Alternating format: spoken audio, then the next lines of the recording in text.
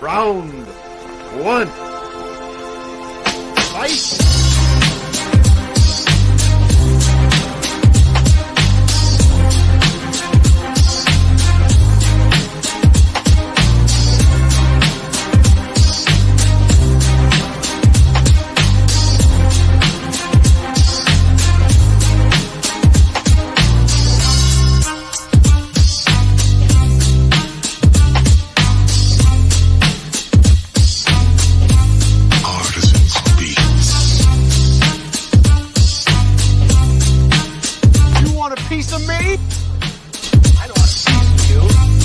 The whole thing!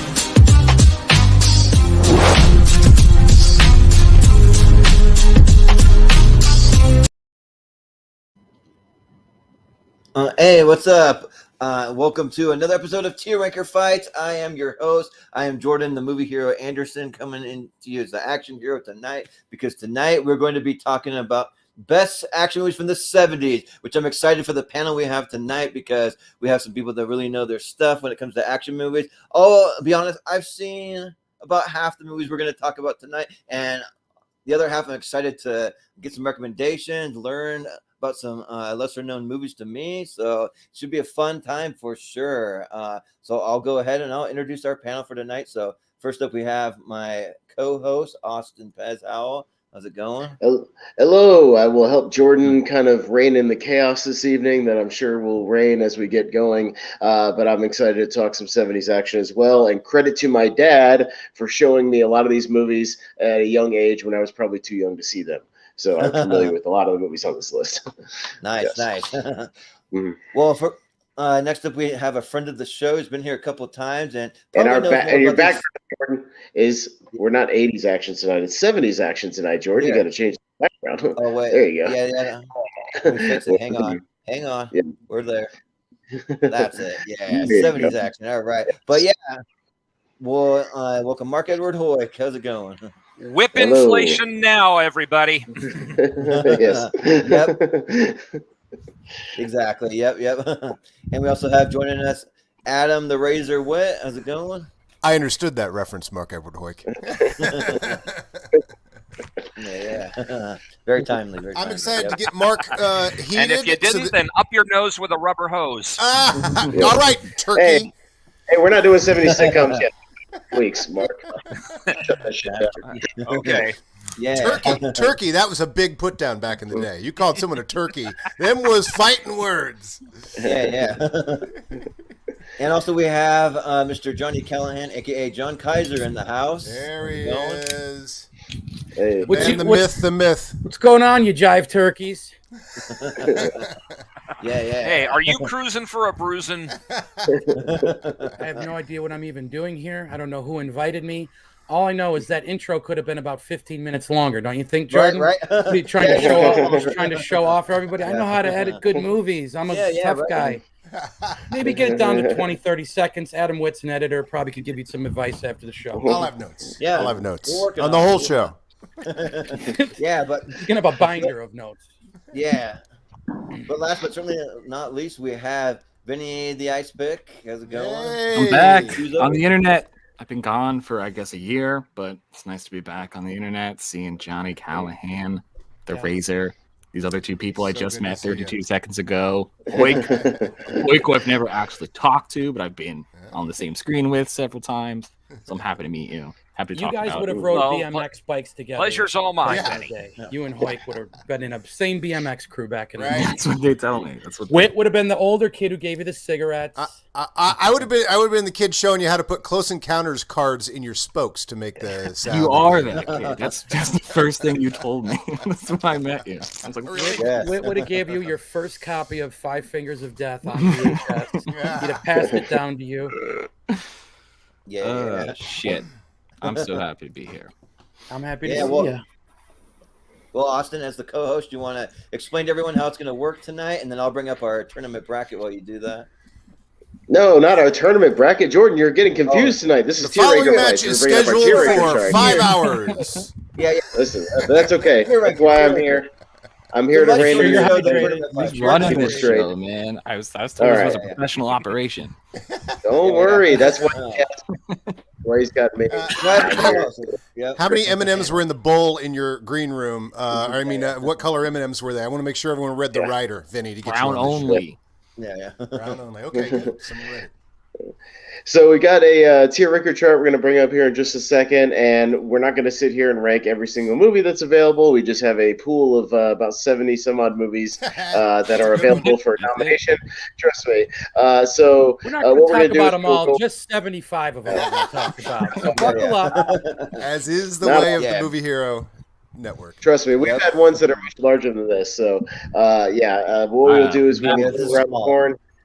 We will start at the bottom. Vinny will be up first when we begin, and he will pick any one of the movies he'd like to nominate and talk about and place in a certain tier. We have S for superior, the actual best of the best, and then it goes down like grades in school, A, B, C, D, F. We've got a tier for haven't seen. If we need at least 3 people on the panel to have seen it to rank it for a tier chart. So just as a rule of thumb. And we also have a tier for not an action movie if you like to argue that it's not an action movie. What we do is we go about roughly 2 hours or so, maybe a little more, we'll see, depending on how fast we get to these movies. And then we sort of wrap it up with a last-minute Hail Mary round, last-minute nominations, trying to get stuff up there in that S tier right at the end of the show. It's happened before. And what we do is, Vinny, once you nominate something, give us about a minute or so as to why you're ranking it, where you can rank it. You can shoot right for the S tier. You can go for something in the middle, in the B. You can go for something you hate in the F. Of a hurricane right now? What's all that noise? Yeah, whatever. And then we'll go around the horn, and everybody else will get a minute or less to kind of agree or disagree. I agree with them here, whatever. Or I disagree. I think it goes mid here, et cetera. And we'll go around everybody, and then we'll go to John Kaiser, and then Adam WItt, and so on and so forth. And we'll just be moving. Yeah, that's kind of how it works. We'll see how it works. It's very easy once we get going. Yeah, super easy. And while you guys make your first picks, I'm going to be posting the official list into the private chat so you can kind of see it a little easier there. Okay, I was just about to do that myself. Yeah, I was going to say, I'm going and looking them up here myself. Yes. I don't have a list. I'm just going off of memory. I got, my mind is like a vault. It's like an elephant. Thank you, Vinny. With an graceful elephant. I am very dexterous. I've got great balance for a big kid. Oh, here we go. Yeah, and what we're shooting for is we're only going to allow 10 movies in the S tier. Anything else, it's fair game. You can have as many as you want in the other one. We want to come up with a definitive top 10 by the end of the show is what we're kind of shooting for. And then also 3 honorable mentions because we also run the Schmodown Friends and Family group over on Facebook. So we'll post our top 10 and our 3 honorable mentions. I'm going to say Savannah Smiles is my honorable mention. I'm going to come in Savannah Smiles, honorable mention. Yeah. Saw it twice in the theater. Thank you, WIT. Well, these are the list of the movies here. So, Vinny, you'll be Look at these first. posters. Oh, what great posters! I just got it. I just picked one of StreamYard these. is giving us all swirlies. Yeah. Yes. WIT, So we can't talk about Apocalypse because of infringement. We have our own Apocalypse show where we discuss that. Yeah, Apocalypse later. We don't want to have to. That's sue true. these You kids. can go to the We don't- Ford Fiesta and hear John Kaiser drunkenly talk about Apocalypse now. Eventually. Well, WIT, the greatest thing about that show was I do a very good impression of a drunk person. It's some of my best work. I think I should get a Taft-Hartley. It was a very good performance. Let it not be said you were not an actor. I bought it. On with the show. Sorry. Yeah. No, so you're good. You want to nominate? Vinny, you get to start. You can pick any of the movies on the list and nominate it. You can go right for the S tier. You can go for something in A or B, whatever you like, and just throw one out there, whatever you want. I mean, French Connection S tier. That's all right. I don't know what to tell you. That's a no brainer. It's the first thing that sprung to mind. Rewatched it like 3 days ago. It's one of those things when you tell people, it's got one of the best car chases of all time. They're like, yeah, for the 70s, and it's like, no, you allowed to curse here? We allowed to curse on the show? Yeah, absolutely. Go ahead. No, motherfucker. It's one of the best of all time. Motherfucker. It's still to this day. It makes you go, oh, like when you're watching it. It's so goddamn visceral, and it ends with one of the best shot in the back of all time, one of the best stair falls of all time. It's classic. I'd say it's like one of the only S tier easily of all time. Is that one of the only posters where the very last scene of the movie is the poster? The very last shot. It's that and Dragged to Hell, which is the shot of her getting dragged to hell. The remake of Wreck, Quarantine, has the last shot on the poster and the trailer of her getting pulled. The camera shot, yes. Good movie, S tier, in whatever the fuck year that came out. French Connection, S tier. That's all right. Easy peasy. I don't even have to explain myself. If I would explain myself, that's fine. How many are allowed to be in S tier? Maybe it'll get knocked out later. Would be the more dramatic. It depends on the votes. I'll keep track of all the votes. I keep track on a little chart here of my own. Right. So, but we'll go to Kaiser. Vinny, what do you think about a scene that does not get talked about enough in this film, which is it's in the top 10 all-time greatest films. I hope you're saying that. I agree. Is the shakedown in the bar, because I love watching. My man, because Gene Hackman to me is probably like Newman Hackman who looks 65. I can't ever on any given day. It's either Hackman's my favorite or Newman's my favorite. Hackman, the oldest looking 30-year-old. Unbelievable. I also love the very first scene in this movie where that guy gets just like his face gets blown away, and the assassin takes a piece of his baguette. Yeah. I love that because that's exactly what I would do after shooting somebody in the face. Yeah. I would take a little piece of his baguette, and then he keeps walking. Oh, it's so good. Jewel Thief had a hot girlfriend that should be mentioned. As a young kid. I think she ended up getting 3 years. Oh, wait, Cammy, we'll talk about taking a Pelham 1, 2, 3. Not yet, Cammy. Not yet. Cammy's not wrong. Cammy knows me all too well.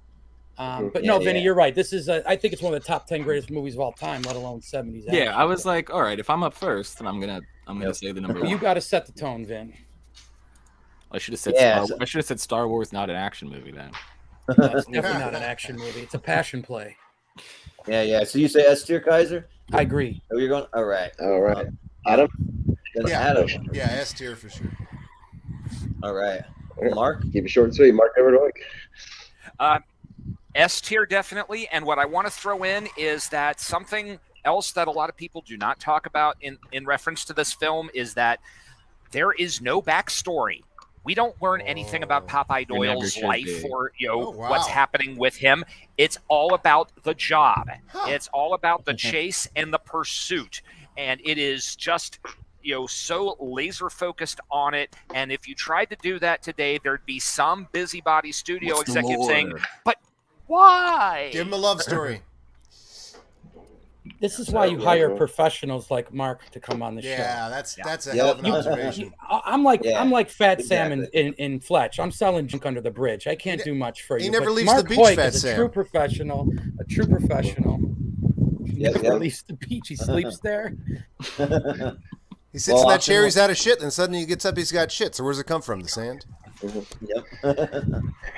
got lucky. The first time I saw this movie was actually in a theater during its 40th anniversary back in 2011. I was happy to do that, and great experience. I love 70s New York. I love 70s Roy Scheider. Right. He's one of my from that Roy era. Scheider. Just a lot of fun. What a goddamn man! Oh, what a national treasure! What a man! Yeah, just what a face! What a head! He's the best, and I like even the stuff that's just not as super action oriented, just the thriller stuff with the back and forth on the subway, just in and out of the doors, the little game of cat and mouse they play. I love that stuff. Great story, great gritty 70s New York. S tier, French Connection, absolutely. They shoot the shit out of some innocent bystanders in that movie. In a lot of these movies. Watching a lot of these movies again, man, the 70s did not give a shit about innocent bystanders. And I talk about this on the Apocalypse Now podcast I did with Kaiser, but this sort of 70s filmmakers trying to one-up each other. The chase at the end of this movie is let's push it as far as we can go. Many movies are let's push it as far as we can go. And this one, the violence is still upsetting. It's another thing you tell people at the time, it was so controversial, but it probably looks dated. It's no, it's so upsetting. Every squib in that movie is so disgusting. Oh, it's so good. WIT, definitely a Kenny Kaiser movie. There's a KK movie. WIT knows. Son, sit down and watch French Connection. There's a list of movies, as WIT knows, that my father made me watch as he rode his exercise bike in the off season with a trash bag on. And I would just sit in the living Red room. Dawn, and Invasion USA. He'd be like, put down the G.I. Joes. It's time to watch films. And it was Invasion movies USA. that are all on this list. Yeah. Whit knows rules. the list. Whit. Yep. But Jordan, you watched French Connection, so what'd you think? Oh yeah. So I watched it. Actually, I want to say it's the first time I've seen bits and pieces of it over the years, but I never really like sat down and watched it all the way through. So I was like, we're doing a 70s action. This is like one of the like iconic action movies. Yeah, you got to see it. So yeah, I watched it for the first time and I absolutely loved it. I'm a huge Gene Hackman fan, so yeah, this movie was great. Magic. Yeah. From beginning He's to Picasso. end, He should be in the same conversation as Picasso when you talk about artists. I watched this. I followed it up with The Firm right afterwards. Ooh, beautiful movie. Jesus Christ. Oh, I love that film. Yeah. So S tier. Put that up there too. Yeah. Get the Firm. Firm. A movie that famously came Well, out later. it's a sweet for the night. And we'll move on to Kaiser. Kaiser, you want to nominate Pelham one thing, get out of the way, or something else? No. I'm going to hold on to that one. I got a different movie I want to talk about. You know, there's everyone knows I'm a simple man. I have very simple tastes in life. I'm not, I'm extravagant when I'm ordering sushi, but I mean, what can I say? It might be. You're just showing off for the sushi restaurant at that point. But I'm a simple man. There's things I like in life. I like gangs. I like vandalism. Oh shit! I like the city of New York. You do. Oh shit! I adore James Remar, and Walter Hill's pretty much my favorite filmmaker. Top left. So the Warriors to me had a prolific, prolific effect on my being. As when we were kids, we thought we were the Warriors. I think we did paint our faces once or twice. And I just love a simple story about a crew that's just trying to get home, man. We just got to get home. And it was like a video game. Before there were video games, there were levels, there were bosses, there were people you had to get through. And it's literally one of my all-time favorite things. I've often told Video Drew Twin Peaks is my favorite thing, whether that means TV, film, you know what I mean? But this is probably coming in as a close 2-3 after that. But this is my S-level recommendation. Oh, yeah. I love 48 Hours. I love everything Walter Hill ever did, and this is my suggestion. I love that we're open like S tier because I'm going to go S tier now too. I was trying to figure out where that was going to go. Yeah, that was my. I was like, before I remembered that the French Connection existed and had to be the only S tier, I was like, well, yeah, the Warriors, because that movie is very, very near and dear to me. Walter Hill is the GOAT. Directed one of my favorite movies, Streets of Fire. But that is not a 70s movie, unfortunately. But 1983? What year is that? 84. 1984. That's close. That's why I manage. That's why I manage. That's why I don't play. But speaking of Hueck's play, I remember somebody saying the thing about the Warriors. He's like, I don't know why the fucking the baseball players decided to become a baseball player gang. Oh. Yeah. Why the fuck not? That's just their vibe. And you don't need to know anything else. I think the Yankees sucked. Like they probably could have walked into the Bronx and beat the Yankees on a given Tuesday. That's how they got there. And then they would have beat them over the head in the bathrooms afterwards. Yeah, this movie fun. This movie rules. This movie the Furies, they were called the Furies, right? The baseball Furies. The Furies. I just love the expansion of like the fear of crime in New York at that time, and going. What if gangs were hyper gangs and there were 50 of them? It's such a great extrapolation of the politics of the time. Oh, it's so good. Adam, go ahead. You say S tier? Officially S tier? Yeah. Yeah. I'll say S tier for that. All right, awesome. Well, Marc, what do you think? Absolute S tier as well. Just unparalleled action and just a beautiful primal story of a bunch of people who they're kind of average. They're not flashy. They're not skilled. All they are just the most tenacious group trying desperately to survive everything that has been thrown at them, especially since they have no idea why. Yeah. Yep. They're being framed too. They're being framed. That's a classic frame job, and they got to get out of that. And this fits when you talk about 70s action movies. You guys were hitting this earlier.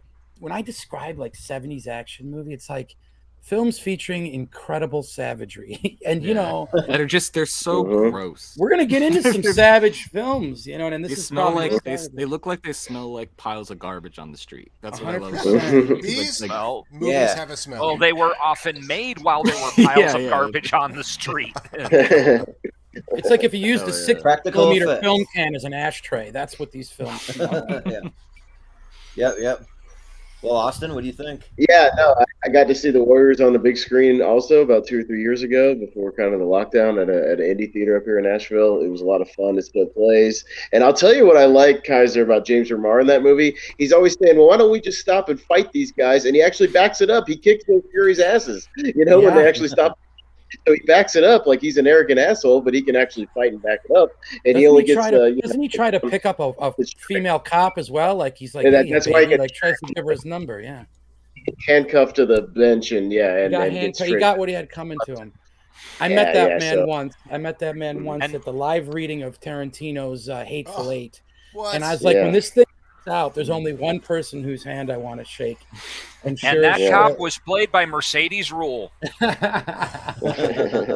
I got to shake the man's hand and thank him for all the great films he made. So that was cool. Oh, yeah. No, he's awesome. By the way, S tier. Warriors is awesome.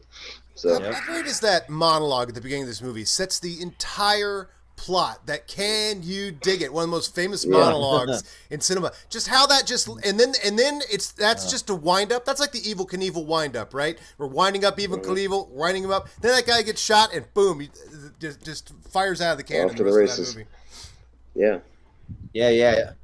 So James Remar, Michael Beck, David Patrick Kelly. I mean, you got Patrick Kelly.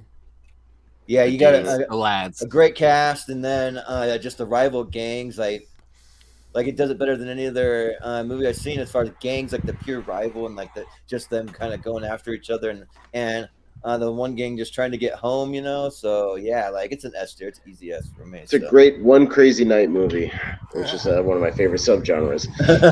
Yeah. And Vinny, you kind of talked about it. You agreed with S tier, right? S plus. S plus. All right.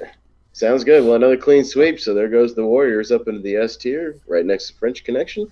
And we'll go to Mr. Whitt. What would you like to nominate and talk about, sir? I'm very excited for Whitt's pick. I do want to say at the very top here, and I think Marc might recognize this flaw in this entire adventure. You do know that the genre of action, I don't think was coined at this time. These are thrillers, crime, horror. That's the most accurate thing I've anyone said so far. I think there's arguably only put one. them all in not an action movie. Right. Well, okay, that's what I'm saying. For my pick, I'm going to say there's this tier has to be shifted, I think, as well. But I think there's arguably only one action movie on here, but that's because it had to invent the genre. So I think I probably should put The Road Warrior in S tier because I think it invented the genre of action. What if not Mad Max? That's a slower movie. Road Warrior. Well, Road Warrior is 81. That's not eligible for this one. Disqualified. Never mind.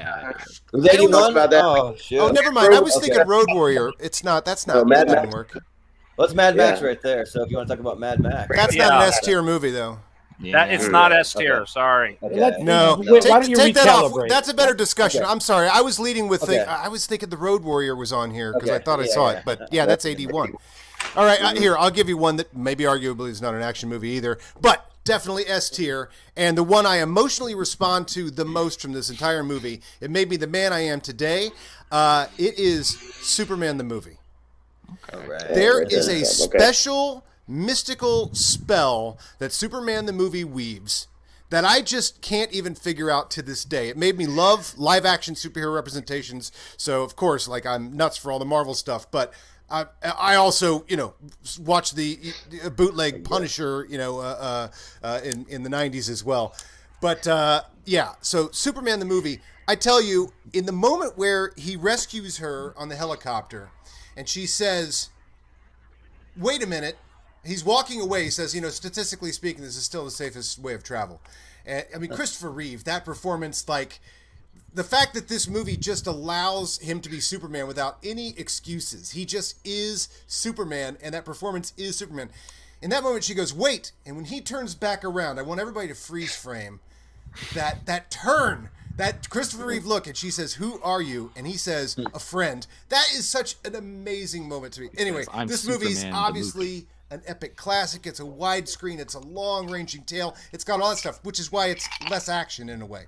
But the spell that this movie spins for me is S tier all the way, whether it's an action movie or not. Yep. It's a pretty good action in it. Yeah. Mark, what do you think? Well, okay. First off, curse you, Adam, because you made me cry just thinking about Superman. I know, because I'm on the fence as to whether I would call this an according to Hoyle action film. There you but, go. You know, that's the problem. It is.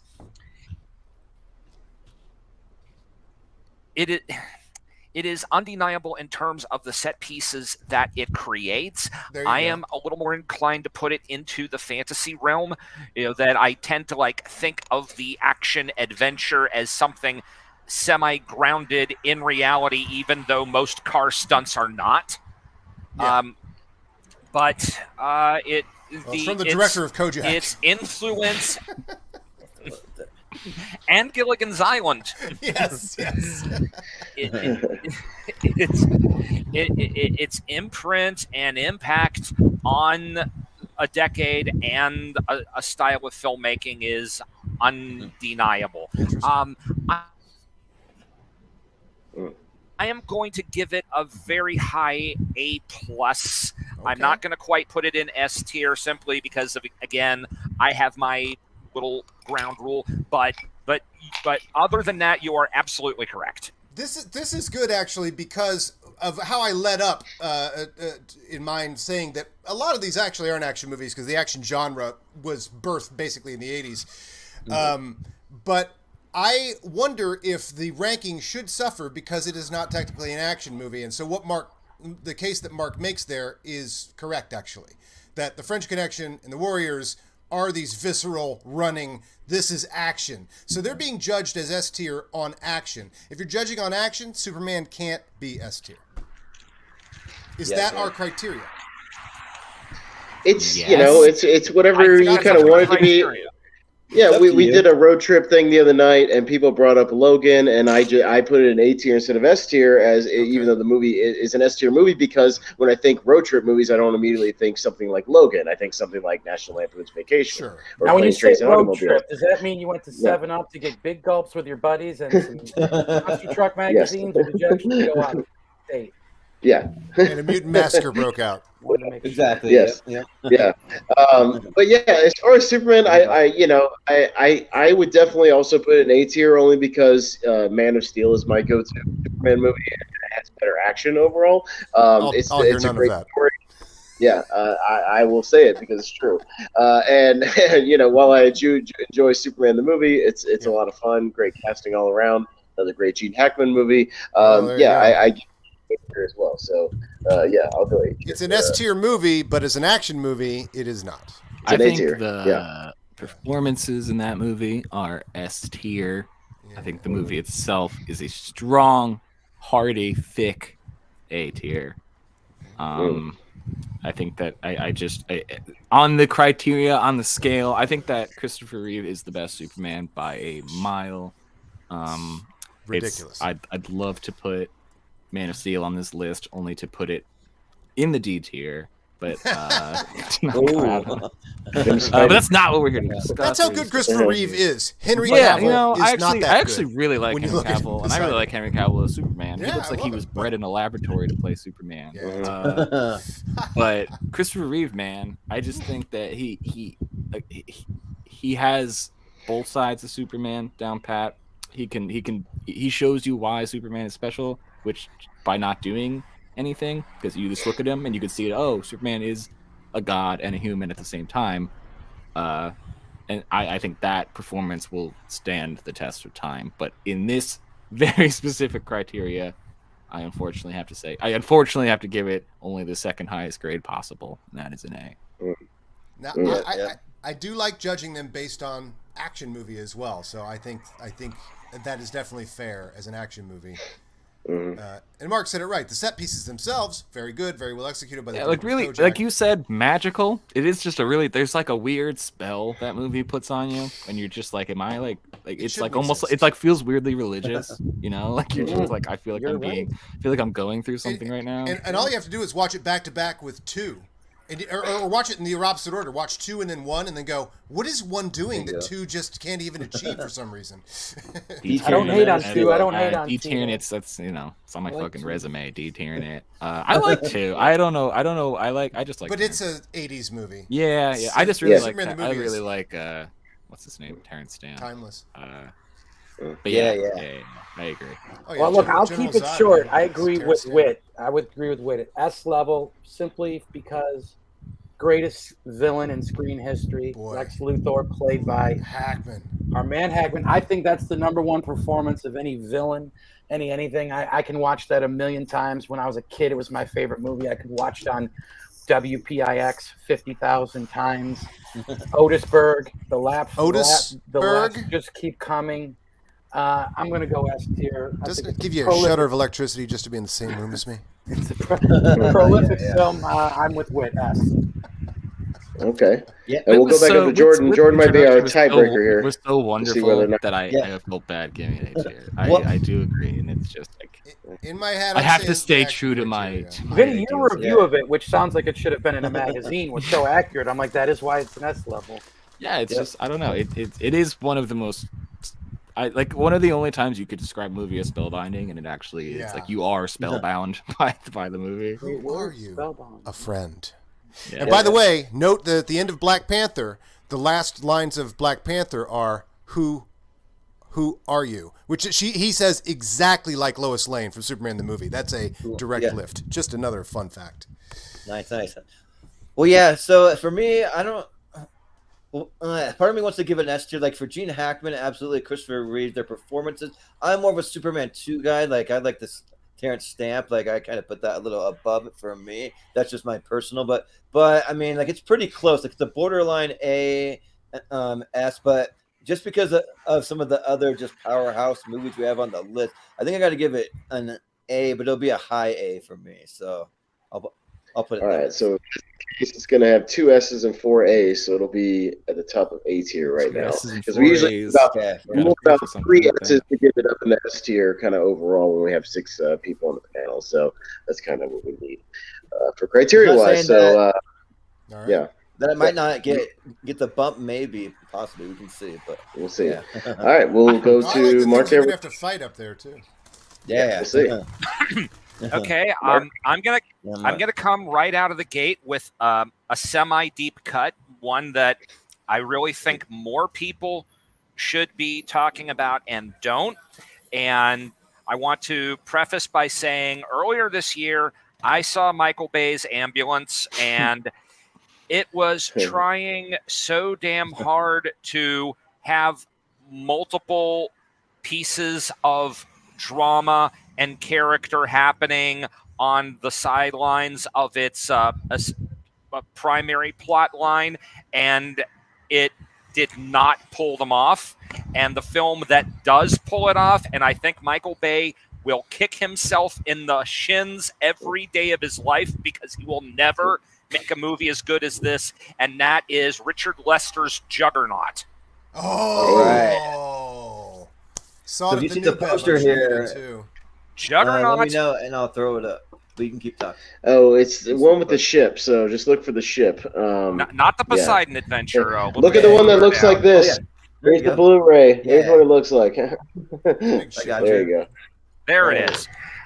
Because it is ostensibly about trying to defuse bombs on an ocean cruise liner, but it is also about the personalities of the various people on the ship, how they're dealing with this crisis. Do we tell the passengers? How much do we tell them? The police on shore. How do we try and find who's doing this? Is it somebody we know? Is it somebody within our own ranks of the insurance companies? That there are all these moving parts happening, and it has really good, quick editing that Bay likes to do. The 3-second cut, and He sure does. Yeah. Lester will at least give it 12 or so, but he knows how to get in and out of a scene with just such dramatic precision that is it's not as well known as obviously films of his like Superman 2 or A Hard Day's Night or the Musketeers films, but it is just top shelf action with a lot going on, and it juggles them very well. Yeah, for sure. Austin, what do you think? Well, I have seen Juggernaut because a little behind the scenes, a couple weeks back when Marc was on a show, he recommended that I just go ahead and blind buy it. So I did. It's right here, and check it out. So I promised I would watch it, and I did. And this movie's awesome. This movie rocked my socks, man. It was great.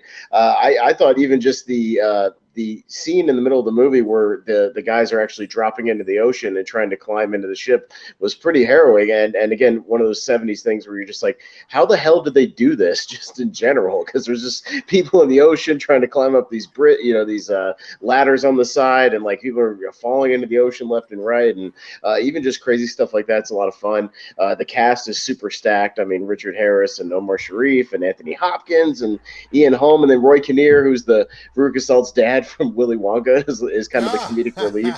As like the entertainment director on the cruise ship. He's a lot of fun, as they're always kind of cutting to him, and he's trying to keep everybody entertained, as they're inevitably think they're going to die in about 6 hours or whatever it is. It's still a lot of fun.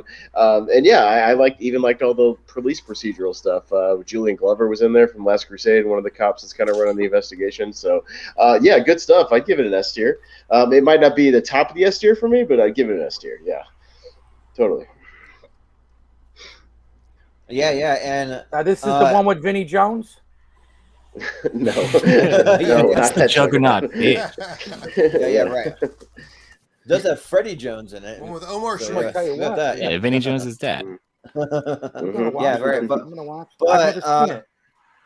yeah, I've never seen it either, so I can't really comment a whole lot on it. But I mean, anything that has that cast with Richard Harris, with Anthony Hopkins, Ian Holm, all those guys. I mean, I'm looking at the definitely poster. A down man for is that. parachuting into a boat that has a hole in it. I'm gonna give it an I've A. never seen this Yeah. movie, but like I'm just like on its page right now, and I'm just gonna give it an S tier, based on its cast, Wikipedia page, and poster.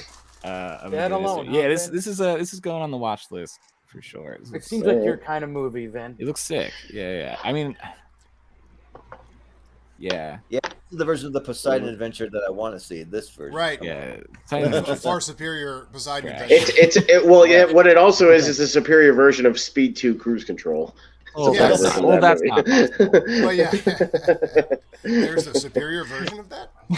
Yeah. Well, has anybody else seen it besides the two of us? Adam? Okay, if you have, we need Adam's vote then. So Yeah, we need at least three votes. Yeah, okay. So luckily, I got to see a bunch of the Richard Lester films that were shown about a year or two ago at the New Beverly. There's a whole Richard Lester Fest. I'd never even heard of this movie, and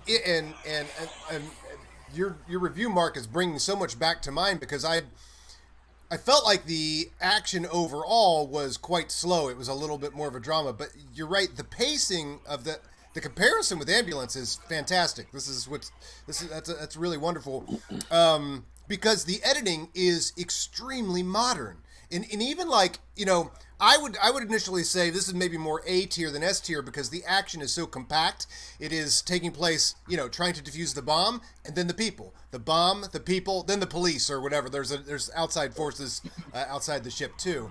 So I would say the action, because it's so compact and it's not sort of like moving like the other ones, including, I think Superman rightfully dropped because of its action quotient. I would put this a little more A.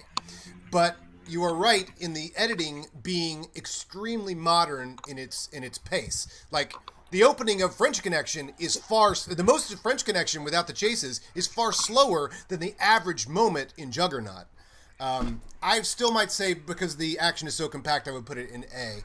But that would be I'm just throwing that out there. But I have no problem with it staying in I buy it. I buy it. Good inclusion. Great. I wouldn't have I'm thought happy. of this one I'm enough. happy it's up here, and I'm happy it's up there because I had also never heard of it. And I would like to watch it now. Oh, Yeah, you got to man. see it. It's good I to had learn forgotten about these this. movies. Yeah, that's why we're here. Yeah. David Hemmings is in this movie from Yeah, Blow Up. David Hemmings From Blow Up, is it, dude. The cast one is of my awesome. all-time favorite films, Blow Up. We'll talk about that when we talk about your top 10 ranker fights, Michelangelo Antonioni films. Yeah. Yep. Well, Austin, Cast, what's Well, straight to That's the point. it. Yeah. We'll drop So, some acid strictly and do that show. Strictly by the votes, Down. it's got 2 S's and an A, so we kind of need at least 3 S's usually to get it up into the S tier, unfortunately. So it's probably going to be by the top of A. Juggernaut is on Tubi Okay. right now. If you want to watch it, it will have Is it? ads. It will Oh, have that's ads, awesome. but it is currently streaming on No, Tubi. Tubi's awesome. Is Tubi Tubi is is the go-to. fantastic. Honestly, I bet you like half Yes. these movies are streaming on Tubi. Kaiser. Oh, they are. They are. Kaiser, Yeah, Celebrity half these movies Bowling are is on streaming Tubi. You got to tune in to Celebrity Bowling. Celebrity Oh, Bowling? It's the yes. best. Is that a real show? Yeah, go to Tubi and look up Tubi- Celebrity Tubi Bowling. I'm addicted rules. to it. Bobcat It's a hidden Goldthwait? gem. He's It's gotta like be on it's like there. Robert Culp and Let's know get that and those sort of Tubi. guys. Let's get that Tubi sponsorship for Robert this Culp, show. Hickey or Boggs? Wasn't he one of them? Yeah, he was Hickey, I think. Hickey. Yeah. I think he was Well, Austin, you're up now, so you got one you want All right, so to talk about. yeah, I'm actually going to talk about another William Friedkin movie that's a favorite of mine that I've been a big fan of for a long time. That's going to be Sorcerer from 1977, Nice. which I'm a I've never huge seen fan this. of. I love Sorcerer. It's not just one of my favorite movies of the 70s. This is one of my favorite movies of all time. And I rewatched it again. It's one of the most nail-biting, tense, craziest filmed movies you'll ever see. And as that poster would indicate, Sorcerer. the sequences with these trucks, where they're trying to it's another Roy Scheider Vinny, do you know 70s the movie. premise Again, of this movie? love Roy Scheider. Yeah, do you know? It's great. Me? So Yeah. Oh, Yeah, I love this movie. I've seen this. Does movie. everybody I thought you were know? laughing at Okay. me. No. Yeah, This movie rules. Yeah. Yeah. you rule. Yeah, they got to drive a Um, truckload of hydroglycerin through the Amazon. Yeah, exactly. Something like It's the that. greatest Let me premise. tell you something. You What? sweat when you take the movie off of your shelf and take it out of Yeah. the box. You start sweating before Before I you came go. on here, I put like Sweat. right before I got on here, I rewatched just the rope bridge scene, just to Oh, like wow. just to Oh, feel yeah. something, just to feel a little Incredible, alive, yeah. just Just to feel something. just to fucking feel something. Yeah. Anytime Every you need to feel moment- a little cold. Oh, it's so good. Once they load the nitroglycerin, every moment that they do in that movie, every turn that they take, every wood that creaks, every little inch that the tire moves, it's some of those nail biting, sweaty. Like I said, you're sweating as much as the guys are in the Amazon. Great Roy Scheider again, but great tension. It takes a little while to kind of get the plot into movement. I'll say that, but just to set up all the characters and where they are. But man, once it gets in there, I think this is one of the greatest tension films of all time. This is the best year, not just for this. I think it's one of the greatest nail-biting movies of all time. So, Sorcerer S tier, and see what you guys think. Yeah. Well, I haven't seen it, so I'll have to abstain again. But that premise sounds like batshit crazy. It's and, like, awesome. It's kinda wanna fucking see it Roy just for Scheider, that. man. That guy had. Roy Oh, Scheider's the man. Yeah. If the Yeah. French Well, Roy- Connection took place on a Tuesday, this movie took place on the following Wednesday. Okay, that's what I'm gonna keep it in the S. Put it in the S. Yeah. Well, Roy Scheider too. Like he's always in those great movies that just build the tension like that. So I mean, I'm down for that. This is So, also another movie that has yeah. great squibs. The blood in this movie is Oh, downright like it's like an Italian horror movie. Like it's just like exploding red paint. Oh, it's so good. I love a squib. Love a good squib. I don't Yep. know if Yep. it's S tier for me. I would say the set pieces themselves are some of the best, but it's a little bloated. I wouldn't say it's like Friedkin's. Friedkin movie? Yeah, exactly. Mhm. You know what? I'm moving down to an A. I think you're right. Vic. I mean, like I'm just thinking about the French Connection and the Warriors. Yeah, and then I gotta- think about Sorcerer. Right. Yeah. Is it on the Setting same a level? good Maybe. I'm standard. changing to an A. Sorry. Yeah, I'm flip-flopping. and like this is by just to be clear, this movie rules, and if you haven't seen it, you should see it immediately. But I think I'm gonna say A. I think I'm gonna say A tier. Okay. Sorry, Yeah, sounds I good. apologize. Kaiser said his piece as well. So, Adam, have you seen Sorcerer? It is with much embarrassment. I've never seen Sorcerer. Okay. It's I sold think out every Marc time I has, visit New so- Beverly. Yeah. Oh, I know Mark. Mark, what do you think of Oh, yeah. Sorcerer? Yeah. I'm going to stump for S tier on Sorcerer, and I will agree that it is not quite as good as the French Connection, but I feel like it's trying to do something different than what French Connection did, because it is not just about carrying out the task. It is about stewing with these people who are basically dead from the first frame of the movie. These four characters know. Great point. Oh, we're not getting out of this alive. The best that we can. The best that we.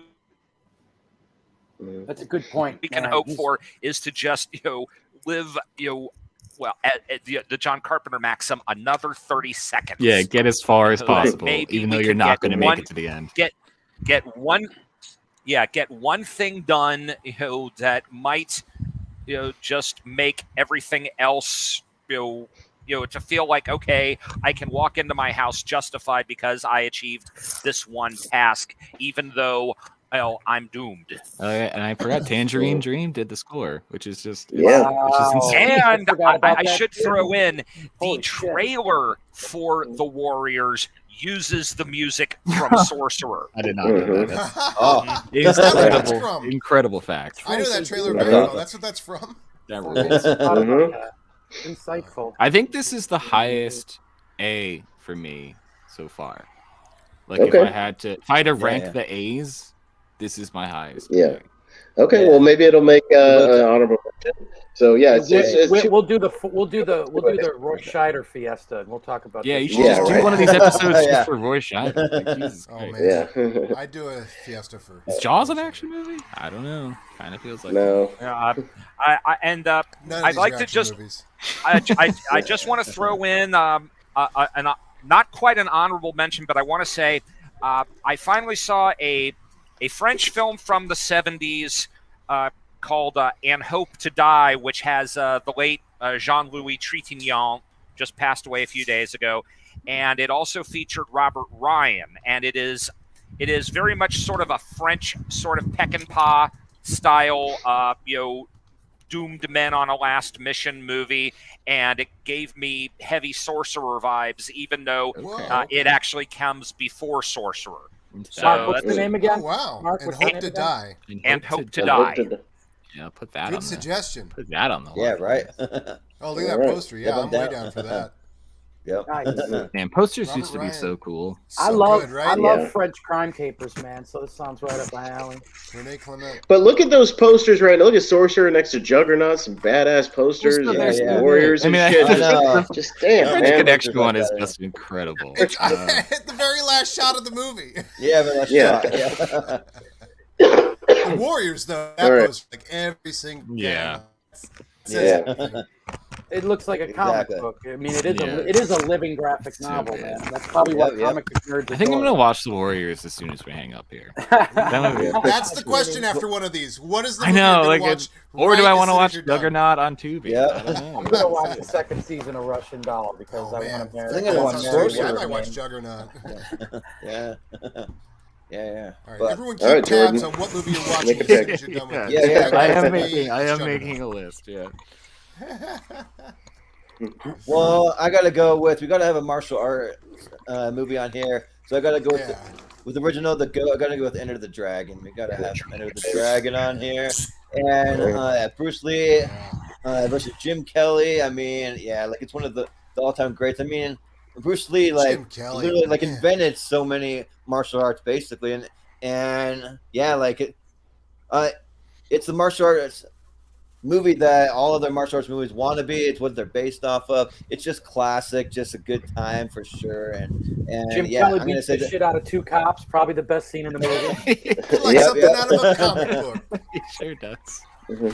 Oh, Man, Yeah, you might like talk. something out of a comic book. You might talk about Bruce Lee fighting Kareem Abdul-Jabbar a little later. We'll get to that maybe, but for right now, we'll go with Enter the Dragon. I'm gonna say easiest tier for me. So Vinny, But- what do you think? yeah, Here's my question about this movie: is it S tier because of what it is or what it represents? Because I do agree that it, this is Bruce Lee. This is the martial arts movie, and you're right. Every movie that came after this is trying to be Enter the Dragon, but based on itself, is it even the best martial arts movie on this list? And I don't think there is a martial arts movie on this list that I would. There's no way that's the best martial arts movie on this list. But like, are we saying it? Because I think in terms of for what it represents, in terms of legacy, it's S plus. But is it an S tier movie? See, the thing about Enter the Dragon is it's like the best shot martial arts movie. Like it's the only 2-3-5 martial arts movie that I think it's exists. Great, and it's just you are dead wrong, sir. Oh, okay. Okay. Who is that? Tell us the other one. Because I don't know. No, I guess there's plenty of them, but this one always stood out as being a more lush widescreen, trying to aspire to something a little higher than Snake and Eagle's Claw or something. Yeah. I don't know. S tier. Fuck it. Why not? Why not? Icepick says fuck it. You usually got to follow. Yeah, I mean, I don't know. I don't think this is even close to being the best martial arts movie in this list. And I'm kind of putting an S tier with the hope that it gets bumped out of S tier. Out of like respect for Bruce Lee, I'm going to say S tier, but I don't really mean it. That's my vote. I'll say A tier. As a movie, I watched this 50 times. I adored the film. I love Bruce Lee. I mean, I love Jim Kelly. Fun movie.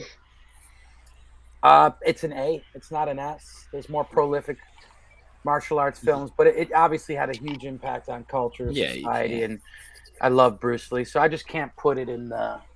I can't put it in the A tier, but I'll probably watch this movie in the next month or two. Just once I hear that soundtrack, that the Wu-Tang, I think sampled that track. But no, I love the film. It's a brilliant, beautiful film, but I can't give it an S.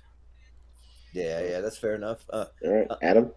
As an action movie, there's no action in this movie. There are a couple karate fights. There is no action in this movie. C tier. Wow, it 5 Fingers of Death level martial arts. That's for damn sure. There's no action in this movie. It's a classic. Are we going by? Is it a classic or not? Well, then that's a whole different thing. I'm changing my vote. I thought we were going action to D tier. Fuck it. Fuck it. B tier. All right, I'll settle for B tier. Whoa. Hell yeah.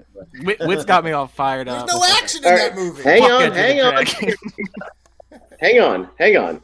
According to Wikipedia, martial arts films are a subgenre of action feature numerous martial arts combat between characters. It is a subgenre of action. It is absolutely an action movie. Martial arts movies are action movies. Okay, there's no action in that action movie, though. There's a lot of movement. Well, Marc? I'll be generous, and I will give this an A- because I think what it represents is the best marriage of Bruce Lee's skills and what he was doing in the films that he shot in Hong Kong, and applying that into a Western American kind of format. That if he had lived and made more films, that this would have been the template they'd build upon. But if you want to see Bruce Lee fight, there are better Bruce Lee fights in his earlier movies. And if you want to see martial arts action, I agree there are better martial arts movies on this list. But no, its impact is undeniable. But I feel like, if we can't elevate it too high only just because there weren't any more to follow. Yeah. True. Well, Austin, what do you think?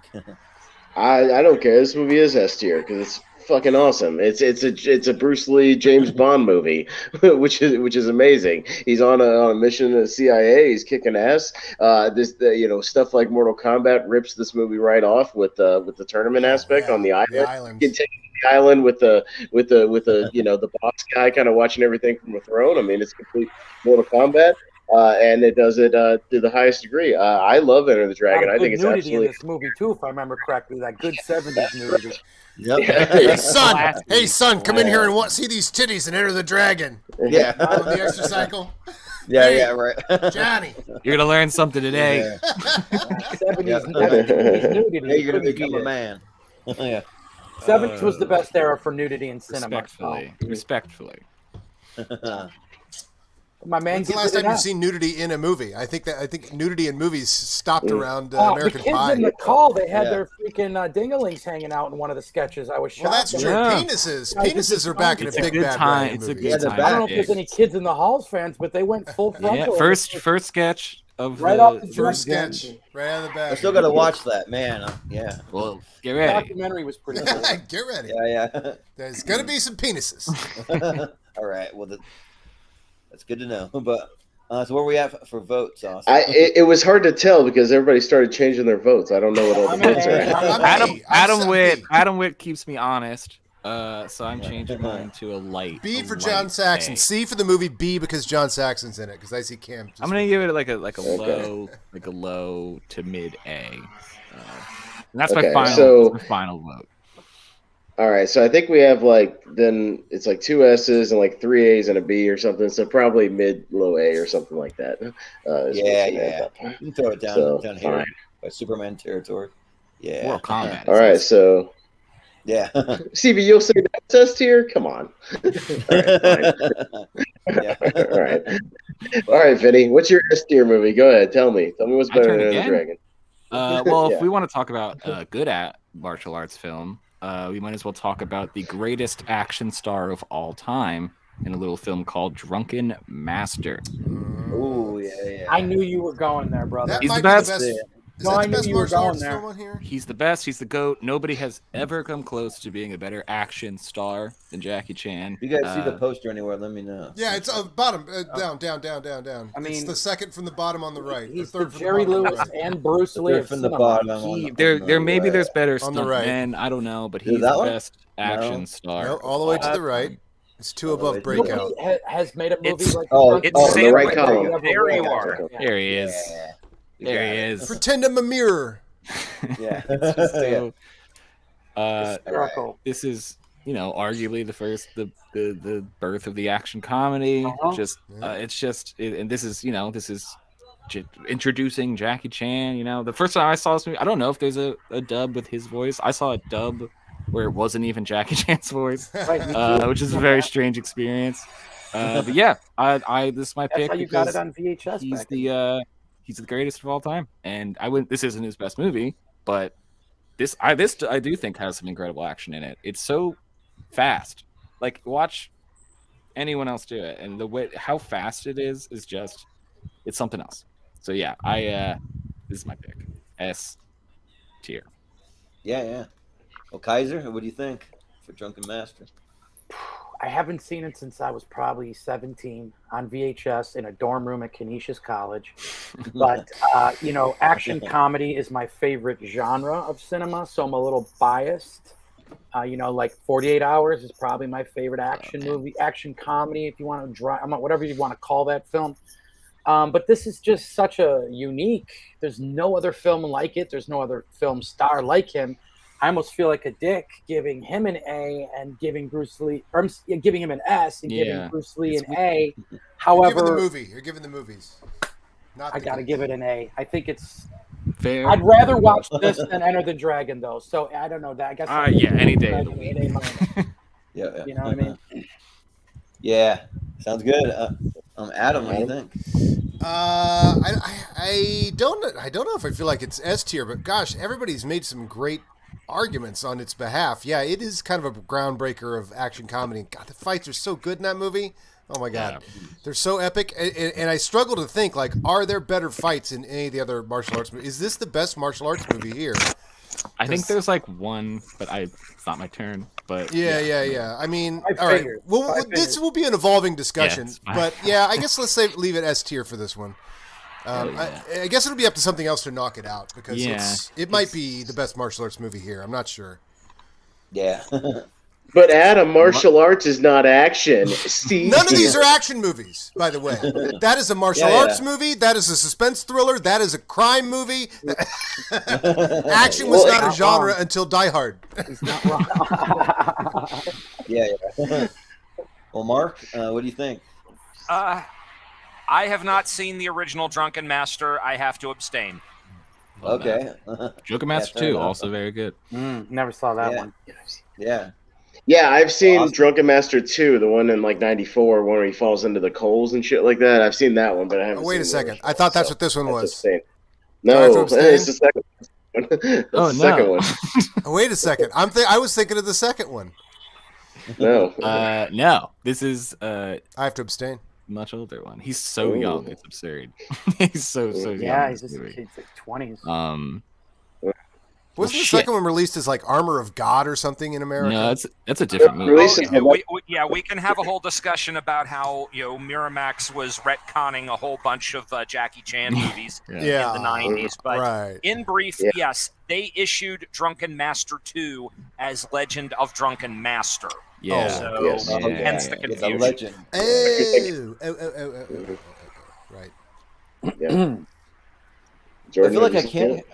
can't comment on it. I mean, I've seen it. It's just been ages since I've seen it. But Uh-oh, do we have the 3 required to... Yeah.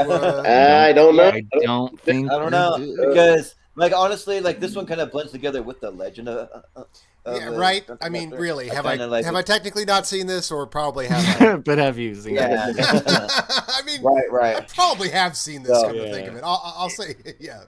18. Yeah, same here. And I want to say, S tier, because we're not going to have Enter the Dragon in there. We're going to have Drunken Master in there. Because in my opinion, that'd be the next best martial arts movie on this list for me personally. Because Jackie Chan is just like so awesome, and like one of the like best, He's the fucking best. the best stuntman to ever live. Like I mean, he's just like so good. So yeah, and I'll say S tier. I mean, I know I've seen it. It's just been a very long time. So. Hell yeah. I guess it depends on if Adam is remembering the right movie. But yeah. Yeah. I like that. Yeah. So wait, if I say I've seen it, then it gets to stay. If I Well, it's say I didn't, then we don't have What's enough the people to vote? see it? What are the vote counts right now? What do you Yeah. got? well, I mean, because Vinny said he saw it and had it at S tier. Kaiser, I did he say he stand saw by it that. at Yeah. S tier? Okay. Yeah. He saw And then it. Adam, I said A. I not said A. sure. I did not put it at A. A. Sorry, he had A. I've seen Adam's it, not so- sure if he one, and then enough Jordan votes. has seen it. So we Yeah. got enough votes. But it depends on if Adam's vote really, whether it's I'll abstain. okay. Fair. If that's the Fair. case, 1-1, so it gets dropped down with all the other batch of A's right now. Man, So, strong all right. strong That's all A right. tier. Very Yeah. strong. Strong A tier so far. Well, I like that the precedent setting that French Connection and the Warriors are not to be fucked around with. I mean, Yeah, that's a really, fuck- that's a Yeah, fucking truthfully, like, this is benchmark. really Yeah, like- truthful right now. Yeah, it is. Yeah, it's very truthful. I don't know if I got to see this list again. I don't know if Yeah. anything reaches it. Those two movies stages. those two, you're talking 70s They New just York they and fuck. action. Those movies Yeah, just yeah. those movies bang, man. Like, Coming to I Turner, just- coming yeah. to Turner Classic Movies that fuck. Movies that Vinny- fuck. Yeah. Movies Well, Probably Kaiser, have do you have a Whitney on movie that that show, fucks? too. Well, listen, can I go next for my movie that fucks? Because I'm going to use the Yeah. bathroom. Let someone else get their S in. Yeah, By the you're time I next get back- anyways. Okay. But, okay, cool. I'll be right back. All right, gotcha. Well, we'll jump to Adam, and then we'll come back to Kaiser. So, Adam, All right. you got a movie? Yeah. There are two that I really want to choose to put up there. One. All right, let's get this out of the way. Let's throw Star Wars into S tier. Oh, all right? no. We all know. Oh yeah. We all know that basically, if this is the standard for action, the rest of these aren't even action. Like even compare, obviously Star Wars has a slow, well, not even a slow start. It comes out of the gate pretty good, but there's a lot of slow moments until it really starts building and building and building and building, and then it just reaches a pace and a storytelling style like, that storytelling style is lightning. We were talking about the storytelling style of Juggernaut. Really, that it's not so much that it's like constantly action-packed pace, but it's just this driving story style. The Warriors is more like wind it up, boop, shoot out of the cannon, and the French Connection is this constant like increasing beat.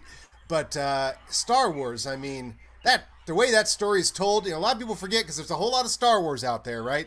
There's a whole lot of Star Wars you can watch on TV. There's a whole lot of sequels that people may or may not like. But let's just talk about Episode 4: Let's A New not Hope. talk about that. The very idea of it being episode 4 is radical. But this is just such radical storytelling that it's okay to be confused in a movie as long as it's entertaining. And they're just throwing, what? There's robots? What is everybody talking about? And finally, when somebody sits you down and goes, here's what's been happening, and that's Obi-Wan, and then he goes, oh, by the way, there's a thing called the Force. I mean, that's just like, this movie is just nuts. From the director of THX 1138 American Graffiti. What a masterpiece. And it set the tone for action to come, for sure. Star Wars, ladies and gentlemen. Can we go above an S? Is there an S? S1W, like Public Enemy? SW1. Can I go higher than an S? Because this movie is this is the greatest film franchise in the history of cinema.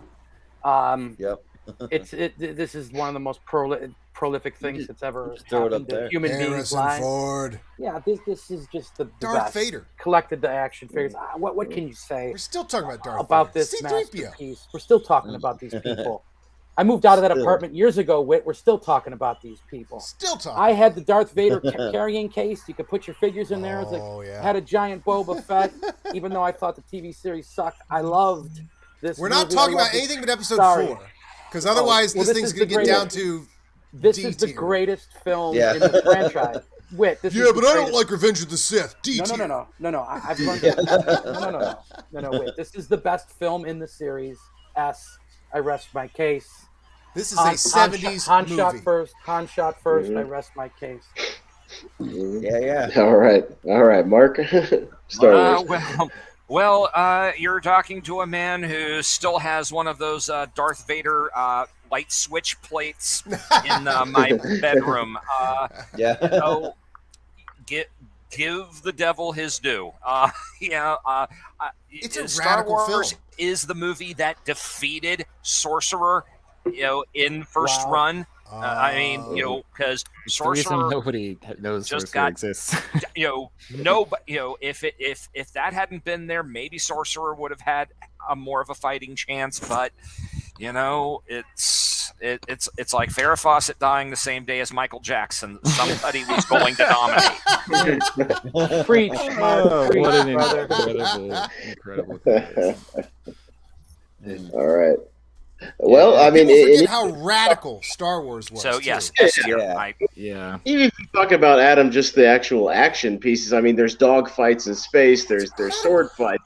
There's foot chases. That opening scene, man, just like the very first opening, and then he just Related to current events, for anybody who's seen Top Gun Maverick, the entire climax of Top Gun Maverick is the trench run from fucking Star Wars. It's the exact same All thing. good movies end with a trench run of some sort. a run. Yeah. I love it. A very small opening with his. So shit. it's still having an impact. Still. I love it. That's 2 movies in the entire history of cinema that have done that. I'm okay. I'll allow it. Yeah. Jordan. Yeah, like, I don't 12 know. movies with the plot line of Groundhog Day. Anyway, go ahead. I don't know what you can say that hasn't been said about Star Wars. I mean, it's got the best villain in like cinema history. It's got some of the best heroes. Gene Hackman should have voiced Darth Vader. Yeah, but then it's even been said that the movie has some things from Akira Kurosawa, that some like vibes from it, because he There's kind of no opens some up. things.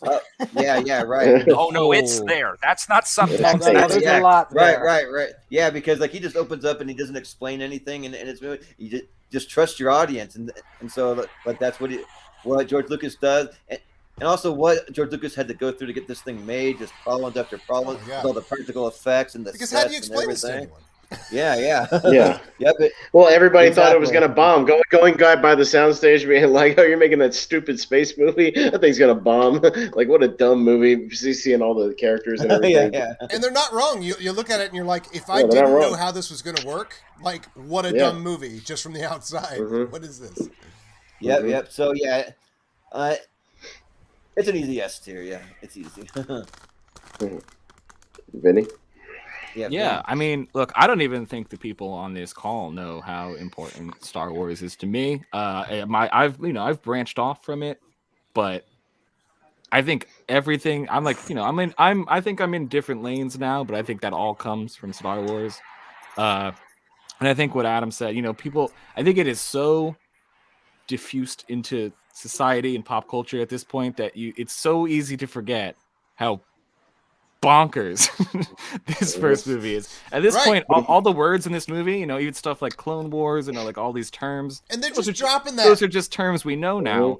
This dude's just like, oh yeah, it gives the Jedi their power. What? Back in the Clone Wars, keeps on moving, and we're just like, and you're like, what the fuck happened in the like, Clone Wars? We got another 2 hours to talk about this. Yeah, I mean, look, we can hem and haw about what is an action movie, but there's nothing like it. There probably never will be again, except for Top Gun Maverick.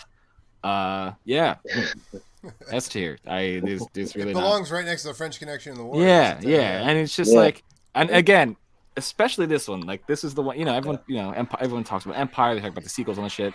This movie is just beginning to end. It's so 70s. It's 70s. Like it's all those fucking like old. He took all that stuff from like the old 50s, 60s, the reinvention all the of serials. old genres, It's just and like you said, brilliant. It's just it's. I don't think these days. I don't think I think enough about how much I love this movie. I forget. And maybe I'll watch this movie after. There you go. Put it on the list. Aren't you watching Obi-Wan? You can get a little of that nostalgic back. Yeah. I've been watching Obi-Wan. I'm so glad to say that I'm behind. That means I have something to look forward to. Yeah, I actually think I'm one behind too. Shit. Maybe I'll watch this followed by Obi-Wan. It's a very enjoyable Ben. Followed by the movie about the bomb squad on the ship. I forgot what it's called.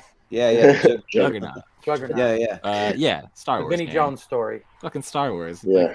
Let's go. Fucking Star Wars, right? Fucking Star Wars, right? Holy shit. Yeah. Holy shit. We're talking Such joy was whipped upon the world that even exists. I mean, it's just like it's proof of God. It's everything. It's like what? There is a Star Wars. Well, then what else can be true? And it should have. It by all rights should have fucking tanked and never been heard of again. Right. Nobody should have ever heard of Star Wars again. We should be on the 9th movie in the Sorcerer franchise. Oh, Roy Schneider. Now that's crazy talk. Yeah. And they do the digital Roy Scheider, and you're like, I don't really buy it, We're gonna get John Bernthal to reprise the role. I'd watch it. Yeah. Amidou blew up first. I just wish I could have been alive. My favorite commentary about that movie was when Marc was like, these people are doomed in the first 6 seconds. I love that. It's so true too. It's so good. Well, we skipped over Kaiser because he went to the restroom. So you got a movie that fucks Kaiser. You want to nominate now? Ladies and gentlemen, welcome to the first edition of Movies That Fuck with Vinny Mancuso. As you know, I'm like a Andy Richter on this show. MTF. But I got to say, my favorite quote in the history of cinema is said in this next movie that I'm going to put at the S. A real salty shitbag police captain said this to a really salty, do it my way or the highway cop. He said, "How did you establish that he was the rapist, Callahan?" And Harry Callahan says, "When a naked man is chasing a woman through a dark alley with a butcher knife and a hard-on, I figure he ain't collecting for the Red Cross." So, Dirty Harry, Ash level. Don Siegel, one of the most prolific filmmakers of the 70s, writer, director, producer. This movie, I believe, is in the National Hall of Film Registry, whatever, or it's like the script is next to the fucking Wright brothers plane in the Smithsonian. It's got some kind of government Congress of level appreciation. So my man, Dirty Harry Callahan is probably the ultimate, good guy, bad guy, my way or the highway. Created the genre of, I don't know. Would you say he created these kind of that character, or is anti-hero? He didn't invent that, obviously, but he is. What was the first movie that really he coined it for a new era? He coined it for a new era. The anti-hero. I think that's what I was trying to get to. Or you know what? Maybe that's always been his, because I'm like, no, that didn't invent anti-hero, because there's a fistful of dollars. I'm like, oh, that's him too. So I guess Clint Eastwood. A young man named Clint Eastwood invented it. Don Siegel made The Killers in the 60s, 68, which you're following Lee Marvin and Clu Gulager, who are two total anti-heroes in that film. And then you got all the, the roaming samurai. Hold on, Kaiser. I can tell you. Marc, what's the answer? Yeah, Who right. played the Yeah. Marc will know. Yeah. Oh, one last thing on this film, and I'll just pass it along. The Scorpio Killer. I remember being a kid and watching, and I'm like, this is not an actor. This is a real. Like, he looked like he really was. What a great name for the Murderer. villain. Like, if I saw that guy on the street as a kid, I would run. Scared off my ass. At my age now, I'd punch him in the face. Like, if I saw Andy Robinson walking down the street in front of Big Al Strip Club on Broadway, which was a real place they shot that film in San Francisco, I'd have to punch him in the face because I'd be afraid he'd try to kill me. But prolific. Scary movie when you're a kid watching this. Like, at 8 years old, this movie. Row your boat. Come on, sing, everybody. Row your boat. So I'm done. I S-level Dirty Harry. Yeah. Right. Adam? Yeah. Not enough action. Sorry. I think you mean Magnum Force, right? For S tier? No, not enough action. Valid. Yeah. Epic, classic. Invented its own type of thing. Yeah, that sort of 80s Reagan era, one man with a gun could take care of everything, which we're still suffering under to this day. So, but I think for action, I mean, this is a cop movie. Obviously, a lot of these aren't action movies. I'm knocking this one down to B tier, man. It's compared to some of this other stuff. You can put that next to The Warrior and French Connection. I don't know about that. Yeah. Well, Marc, what do you think? Love it. Love all these movies.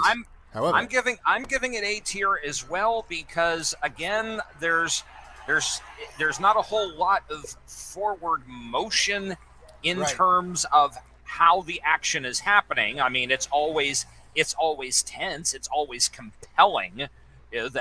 And Don Siegel is really trying to get at deeper ideas than what the viewer may bring to it in terms of their surface reading, especially when you remember that this was originally set up with Frank Sinatra rather than Clint Eastwood. Wow. I don't think I knew that. Did not know that. Thank you, Marc. I did know that as well, but haven't heard that in a while. That it was just one of these marriages that propelled the material into something even more brilliant. But just in terms of kinetic energy, I don't think it quite measures up, and so I'd put it in A. Yeah. Well, Austin, what do you think? Yeah, I'll also go A because I think it's a really fun character piece, and an iconic '70s character piece as far as Eastwood, had an iconic Man with No Name, and then in the '70s transitioned to the Dirty Harry guy, and created two characters that will live forever in cinema, and as much as I even love a lot of the other people in the movie, I'm a John Vernon guy. Anytime John Vernon shows up and it's just the quintessential '70s dickhead, he's just the greatest. I love Animal House and even Killer Clowns from Outer Space, shit like that. He's so great. He's the best. But I'll also go A tier for Dirty Harry. Yeah. He's a lot of fun. But I'll go A tier as well. Jordan? Well, did he fire 6 shots or did he fire 5? I mean, I got to know. Do you feel lucky? Do you, punk? I mean, like, you talk about the one-liners. I mean, like, people always mention Arnold Schwarzenegger, but like Clint Eastwood, like he's like one of the originals for like the one-liners. I mean, like he has so many classics, just one-liner after the next. Yeah, so it's a very quotable movie, and I'll probably go A tier just because of the caliber that we have here, but it's a pretty high A tier for me. I mean, like it almost skirts the line of the S tier, like it's almost up there. I kind of prefer Sudden Impact, maybe a little more, but I mean, we'll see. But Dirty Harry's great. We'll say A. Mm-hmm. And like Vinny? Harvey Keitel says in Reservoir Dogs, I bet you're a big Lee Marvin fan. Oh no, wait a minute, that was Mr. White, right? Yeah. Who said that? I bet that Mr. White or Mr. It's Blonde? Michael Mr. Blonde. I don't think it's Mr. Harvey Blonde. I Keitel, bet you're a big Lee Marvin. Yeah. Makes me think of movies like this. Yeah. I mean, everything. I mean, it's a classic, absolutely. I just based on action. If we're not putting Drunken Master in the S tier, I just can't put Dirty Harry into the S tier because it's a very static movie. It's very calm in its action. It's very like on purpose because it's Clint Eastwood. It's I would say this movie is very steely because it's a Clint Eastwood movie. It's not bit frenetic. of a slow burn there. But yeah, the character itself. What can you say? I mean, it's a big bold A tier. I do love the guy who plays what's the Scorpio Killer. Oh man, what a freak! What a freak! What a little freak, man. Andy Robinson. Yeah, what a little weirdo. What a little like Victor goblin. Maitland in Beverly Hills Cop achieves that level of hatred. You just want to punch that guy. Yeah, like was that guy ever in another movie? Hellraiser. Yeah, he was in Hellraiser. Yeah, he's Larry. Hellraiser. Shit, yeah, that's correct. That's correct. Yeah. What a little goblin man he is. Goblin man. Hey, it's an A. It's an A for me. Yeah. All right. Well, it's going to be kind of a mid. We gotta get something. We gotta get something into the B and C tier. We gotta start talking Mid-A shit on some there. D tiers. Yeah. Okay. We'll do see. that. Yeah. All right. Well, we'll go up to Mark because we got to Adam already. So we'll go to Mark for his next pick. Yeah. Okay. I don't consider this a deep cut, but some of you might, and I want to put this in there because I feel like more than anything, this gets across the concept of how, if you have got really compelling momentum and set pieces, everything else is just gravy, and that is the original Gone in 60 Seconds. No stars, the thinnest of plots, the most ludicrous of costumes, and after a while you don't know what characters' motivations are, but it doesn't matter because you have come there to see them steal cars, and they do that with panache, and the last 45 minutes is one non-stop chase all the way through. So, and again, it demonstrates when you deliver the goods, it doesn't matter. People will forgive whatever other flaws you have. Yep. Well, Austin, I think you watched it. Yeah, right? well, I watched it. This is literally the one I watched right before we went live, and I had posted about which one should I watch, and Mark said I should watch it, and I did. I didn't get a chance to watch much of that original audio cut. I watched most of it on Tubi, although the audio didn't bother me that much. But I'm sure Mark can talk about that, after our discussion. But holy shit, was this movie bonkers? This movie was insane. I had a lot of fun with it. It jumps off right from the beginning. I mean, literally within 10 minutes, they're having the vignettes where they're stealing all the different cars. There's just even crazy vignettes I enjoyed during that. Like one of the guys goes and tries to steal a car, and there's a tiger in the back of it and almost gets mauled. It's pretty crazy. There's another one where there's a mini chase involving a tow truck while he's towing a car running from the cops. There's just tons of stuff that's a lot of fun. And like you said, that last 40 minutes is one nonstop chase from one town to the next. And it's one of the craziest things I've seen since like the Blues Brothers, as far as just vehicular carnage, left and right. I don't know what the budget was for this, but I don't think it was that much. I don't know how they destroyed like 100 cars and kept going, but it's insane. It's a literal video game on screen, and I loved every second of it. So I'm also going S tier. This is one I'm going to go back to a lot. I loved it. Damn, yeah. Cammy said in the chat this was shot in Redondo Beach. I'm going to have to watch this movie. Okay. Mm-hmm. Redondo and Carson. Wow. I only saw the Nick Cage movie, and I didn't know it was based on anything. So this is all like an education to me. I never seen this film. Mm-hmm. I have also seen. It feels like all of Mark's picks. I'm just gonna look at the posters, and this movie's tagline is incredible. It's just his business is stealing cars. When he goes to work, the excitement starts and goes and goes and goes. I gotta see this. Goes movie. and goes and goes. The guy who wrote it, like Vinny, did you see this? H.B. Halicki, whoever he is, wrote, directed, produced, and stars in this thing. He probably died making it too. No, he died making the sequel. He did. Did he really? Real life? H.B. Halicki, the fucking god himself. Did the man die making a movie, Mark? He did. Is that true? Oh my god, he was killed in an accident while filming Gone in 60 Seconds too. I was completely kidding. Wow. That is fucking crazy. I'm so glad I did this. I'm learning a lot. There's heroin in this movie. I've never seen this, but this is another one to add to the list immediately. Good God, Heroin, car chases.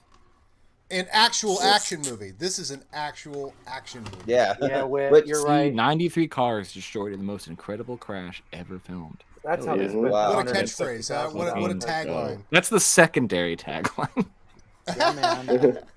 This rules. Yeah, S tier. Yeah. Hard to argue. Well, I've never seen it either, and like now I really, really want to see it. And I mean, it's gonna be way better than the Nick Cage one because that one was 30 just, minutes yeah. just to chase. It's just a chase. Yeah. The last 30 minutes of this, Wow, 96-minute movie. Yeah, exactly, right? Not It exactly sounds like slow at the top adrenaline from either. beginning to end. So like I'm down for it, and yeah, like I could get on this. I've seen the original, so yeah, I gotta see it. So I'll abstain. I will abstain. Yeah, I'm also abstaining, but Adam, I'm adding it to my wish list. It's been a long time, but I can claim I've seen it. Although someone sent a link around in our little Facebook meetup for this, and I didn't recognize the original scene, but I have seen this movie. But I gotta tell you, I love that Quentin Tarantino's references are so a mile a minute in his movies that you can never catch them all. But as you go through and watch movies later on, you go, "Oh, that's that bit from that." Someone sent around a link to this movie, and I watched just the opening of it. And the dashboard with the 4 sets of sunglasses that you see in Kill Bill is the opening shot of this movie. I just adore that. That's just so great. And you got the. Well, if you had to rate it from memory. If you had to rate it from S-tier. memory, I mean, okay. For action. Yeah, for action, then, S-tier. Well, yeah, then we got three votes and they're all S's, so it'll be kind of low S tier. Having never seen this making movie, an I S tier. think it's very funny that it's in it. Well, and Mark, I was interested in what you were talking. Could you expand on the audio thing you were talking about in there with the soundtrack?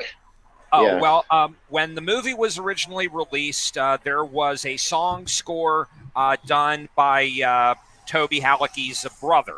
And over the years, what happened is Toby, got divorced and got married again, and his second wife inherited his assets, and the widow and the brother got into loggerheads, as it were, and basically when it came time to put Gone 60 Seconds on Blu-ray or DVD and other media, the brother withheld the rights to his music because no one was thinking about physical media back in those days. So either he withheld it or she decided to rescore it out of spite. But yeah, so family feud and we lose. Yeah. What a crazy backstory to that film. Yeah, I'm just reading the Wikipedia page right now. Yeah, it's a story in and of itself. I'm sure there's got to be a documentary. Yeah, he got out injured making. Man, this is wild. Yeah, he died making the sequel. Man, crazy. But well, Austin, with that, you're up next. So I want to talk about a movie I saw a month ago that kind of ironically prepped for it, even though I was watching it for another show. I want to talk about Sam Peckinpah's movie with Steve McQueen called The Getaway. It's the bottom left. It's the one with the gun. Bottom left. It's the one with the gun, the black and white poster with the gun. Available on the Paramount Plus app I just found. Right here. Yeah, right. Yeah, that's it. So yeah, it's so The Getaway is Steve McQueen and Ali McGraw. Steve McQueen's just got out of a prison, or he's still in prison, but the warden wants him to run a heist for him, and of course the heist goes wrong, as they do in a lot of these movies, and him and Ali McGraw kind of go on the run with the money after she kind of murders the warden out of spite, and they just kind of go on the run, and the whole movie is just them getting chased by the cops and sort of this guy's private forces. There's, again, with Peckinpah, there's some really bloody, raw violence, when there is shootouts. I mean, the shotgun blasts, you feel them in your guts. every time there is a shootout, whether he's shooting up a car, whether he's shooting up people on the side of the road. The chases, while they're not, as overly spectacular as something like Gone in 60 Seconds, are still a lot of fun. There's a kinetic energy in this movie, and there's even stuff where they're on the run on foot and they end up in the back of a garbage truck, and it's one of the most nail-biting sequences ever, as you think they're going to get crushed in a garbage truck. I mean, just stuff that comes out of nowhere. That's just a lot of fun. And just even some good cat and mouse stuff in the middle on a train trying to get a thing back from a scammer. I mean, just all kinds of crazy stuff in this movie. Great final shootout in an apartment building. I love this movie a lot. I had a lot of fun with it. I think the chef's like a paw in here, so I'm going to shoot my shot for the Getaway for S tier. Screenplay by the great Walter Hill. Yeah. Okay. Mm-hmm. Yeah. Getaway. All right. Okay. Well, I haven't seen it, but yeah, it just sounds like another one of those great adrenaline rush car chase movies like throughout, and sounds like a good time, and especially Steve McQueen. Like anytime you get him behind a car, I'm down for it. So. That guy.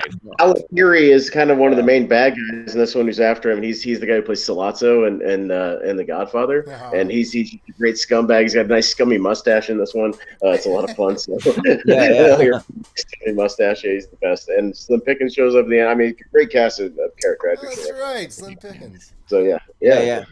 Let me just read you a little piece. Let me just read you a little piece of cinema history about this film. Walter Hill recalls that on the set of this film, there were some real, and he says, I mean real, fights between McQueen and Peckinpah. Now, y'all know Peckinpah's a lunatic. That makes sense. It said that Walter Hill claims, I saw Steve throw a big magnum of champagne at Sam and almost killed him. Sam ducked in time. I came in the next day and there was a big hole in the wall where the giant bottle had gone half-assed in like a cannonball. I mean, based on these stories alone, I'm watching this movie tonight. I've made my mind. Vinny, we said we're going to watch 16 things after this show. And we're going to start with behind-the-scene videos from The Getaway. Put that one in. Because I wasn't a big, what's the one McQueen did in San Francisco? Everybody goes gaga. Bullet. I'm not a huge Bullet fan. I'm like, it's fine, whatever. Bullet is way better than Getaway. I think The Getaway is better. No. I didn't dislike Bullet. I just wasn't blown away by it. Bullet's Bullet. The Getaway has the advantage of being a Peckinpah film. The other one doesn't have that Peckinpah vibe. There you go. Most movies don't. Rest my Bullet's got Jack Klugman. Come on. Getaway doesn't have Jack Klugman. Ooh. I do love Jack Klugman. I think he's bowling against Ed Asner on Celebrity Bowling. On the yes, go watch it. You're gonna love it. When I did look it up and I saw Ed Asner, I'm like, first of all, I love it and adore that man and worked with him. I go, but number two, who would I rather watch bowl? Celebrity than Ed Asner. Jackie Gleason would be number two, I guess. Or Jackie Gleason, I'd watch him bowl. 1 and 1A, you know what I mean? Well, does anybody know? Steven Shepard's asking, is it the same remake of the Alec Kim It Page is, movie? because embarrassingly enough, I've only seen the remake. It's I kind of dug the remake. I know. I was gonna say it's not the original. I've never seen the original. I've only seen the remake. Remake's okay. Remake's not S tier. The thing is, McQueen and McGraw are just carved from Hollywood stone in this movie. Those are two fucking movie stars. And we'll have to say this over and over, but just because I don't think it's S tier doesn't mean I don't like this movie. I love The Getaway. But in terms of action, it's a lot of wind-ups in the last 20 minutes, which are great. And it's very intense in the same way that even though Juggernaut's not all action, it's got that tenseness to it that makes it feel like it's more action. However, I feel like the idea that McQueen made an action movie besides Bullet are because Bullet is so good. Yeah. So I feel like The Getaway gets a little bit of credit for being an action movie rubbing off of Bullet. I feel like this is more of a suspense, criminal gets out of prison, suspense type movie. So I love The Getaway, but I'm going to put it in terms of action, I'm putting it B tier. That's me. Yeah. God, you're killing me tonight, Adam. Jesus Christ. What are we going to end up in the S tier? Come on, that's how good Bullet is. Everyone's like, oh, all his movies are action movies, right? No, just one, I think. Yeah, I'm trying to think of another one. I got A minus tier for me as well. You know, it's based on a novel by Jim Thompson, and Thompson really knew how to write cons and lowlifes and criminals, and it's really more just about the tension of can you trust this person you're in love with, rather than the just sort of forward momentum. Let us also acknowledge that this is the movie that ended Robert Evans' marriage. Robert Evans and Ollie McGraw were the happy couple, and then Ollie said, "Oh, I'm going off to work with Steve McQueen," and he's like, "Oh, this is not going to turn out well." And he was right. Which is dropped in the TV show The Offer. That they set up that whole tension of like, all right, well then I'm just gonna go shoot the Getaway. It's like, okay, it's fine, honey.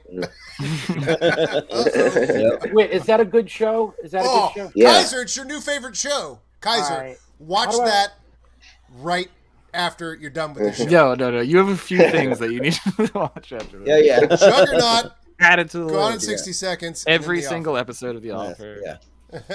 Yeah. Kaiser, it's your new favorite show. Then it's all right, man. I'll check it out. Someone's got WIT. You got to send me your Paramount Plus account. I'll trade you my Criterion for your Paramount Plus. Getaway's on there too. Oh yeah. I don't know if that's a equal trade. It's not. But it's a good friend of mine. I gotta. I can lose out on. There's some good stuff on Paramount. As long as you watch World on a Wire. And you can watch All Star Shore, my new show, when it drops. Oh shit! And it isn't. There you go. Seamless plug. It's worth it. Yep. All right. Well, Jordan, it's going to drop down into the vastness that is the A tier right now. Once again, you can't see. I keep trying to push something down into the B. Yeah, we got a lot in here. That's getting a little bit more ruthless. Yeah. I got one more A. Is on Paramount Plus. Yeah, I got one more A whenever it's my turn, and then maybe I can start to help fill out. Yeah. All right. So, Jordan. Well, so I want to go with a bit of a fun one that I watched for the first time, just because it was mentioned in our private chat. Death Wish. Because I would check it out. Superbuzz. No, the main character couldn't have a worse fate than in Death Wish. No. When I talk about black exploitation film. Yeah, Truck Turner, you got it right there. Let's go. Here we go. On the right side. Right in the middle of Truck Turner, better score than Shaft, and it stars Isaac Hayes. I had the what's the ale house or whatever the house in Austin that runs the movies. Alamo Draft House. I had the Alamo Draft House shirt with the truck shirt. It was Isaac Hayes. Yeah. Isaac Hayes is so good in Truck Turner. An incredible trailer, if you've never seen it. Yeah, you got Isaac Hayes, you got Yaphet Kotto. Like, it's a fun time. Yaphet Kotto doing the best death scene of all time. Takes him like 8 minutes to die. It's such a good death scene. And then once again, throughout that whole hospital, the squibs are so good. The Pimp Funeral is such a great understated piece of comedy. That it runs down the whole line of all the pimps, and they might as well be out of the Warriors. Yeah. They slowly until it gets to an actual clown, like a clown wig, and you're like, oh my Lord. It's almost like straight out of There's a lot of great comedy in this movie. Very funny movie. And, like when he's like answer the phone, you jive ass woman, and all the lines and stuff, just like Gator. It's so good. The pimp's name is Gator. The chase with Gator. Yeah. And don't forget that wonderful piece of dialogue when Isaac wakes up in bed with his lady, and what do you want for breakfast? She asks, and he rolls over and says, "What do you think?" Yeah. And clearly he means waffles with a side of ass. With a side of ass. And Alan Weeks, the sidekick, he's in a ton of great blaxploitation, black crime movies too. Alan Weeks is such a great character. Superfly's always been my favorite in this genre of film, but I did go down. It introduced me to all these films like Coffee and Truck Turner. I hadn't seen this movie until pretty recently. It took me a while to catch this one. And this movie, it It fucking rules. It rules. What's Coffin? Yeah.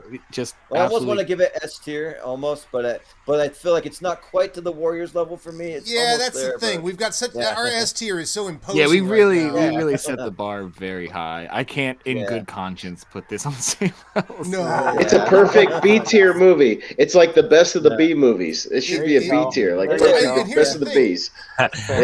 Or I think Bibbs had the nice term. It's a 4-star, 3-star movie. Yes, absolutely correct. I'm gonna be using that for the rest of my life. For the rest of my life. Thank you so much, Bibbs and Marc, for passing. Because I think that's my favorite movies. Our three. That's like those are my our 4-star, 3-star. I would say all of my favorite movies fall in that category. 100%. Big Trouble in Little China. Oh my god, yeah, that 4-star, is 3-star. 3-star movie.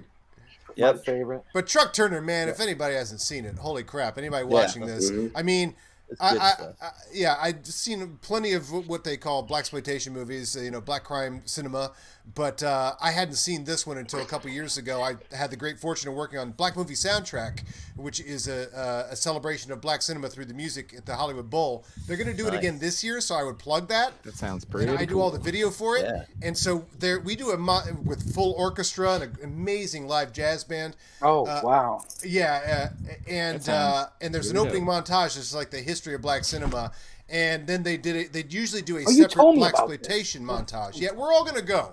We are all going. I'm flying to California. Yeah, please send out the dungeon private jet. You still got a couple miles left on that. The fact make it at least halfway. I feel like Isaac Hayes pulls off in Truck Turner what we feel that other people pull off in like Shaft. Yeah. Like I think he's better than Shaft. He's like because the he's best not acting. Right, and also there is what he was like. There is an element to like the 70s black crime cinema as well. That's like. You got to be the badass, but also be a funny movie. Don't take itself too seriously. Funny. I feel like it does all that really well, and then do big stunt action things that are all just car crashes because that was the cheapest special effects to do. But throwing a car off of a roof, landing on another car, like it does that stuff kind of constantly, and this constant like shots of him as the badass cop. It does all that stuff better than Shaft, I think. I think it's more fun than Shaft for sure. Way more fun. Better score by Isaac Hayes. I still think Superfly is the king of these films, which didn't even make the list, but that's a different conversation. Superfly sucks. Actually. Really? Man. Oh man, it's got so much quotable moments. That doesn't hold a candle. You got that Curtis Mayfield score. I mean, I don't know. I know it's good. The score's good, but Priest trash. Yeah, okay. That's fair. I will accept that answer. Well, Vinny, what would you rate it if you had to rate it? Mancuso. Truck Turner, A. Nice A. Like a great. Yeah. And if it was on, I'll watch it anytime. A. Yeah, Kaiser. It's never just on. Oh, and Dick Miller Miller bonus. Yeah. I do like seeing Isaac Hayes doing his own stunts, body slamming people through the wall and all that shit. So. Which does make him a more compelling character. And just like in 2 words, melting the bad guy. I mean, he's just got such a badass way about him. He's sweating throughout the whole movie. He's putting in the hard work. I'm going to give him an A. I'll give it an A. Yeah.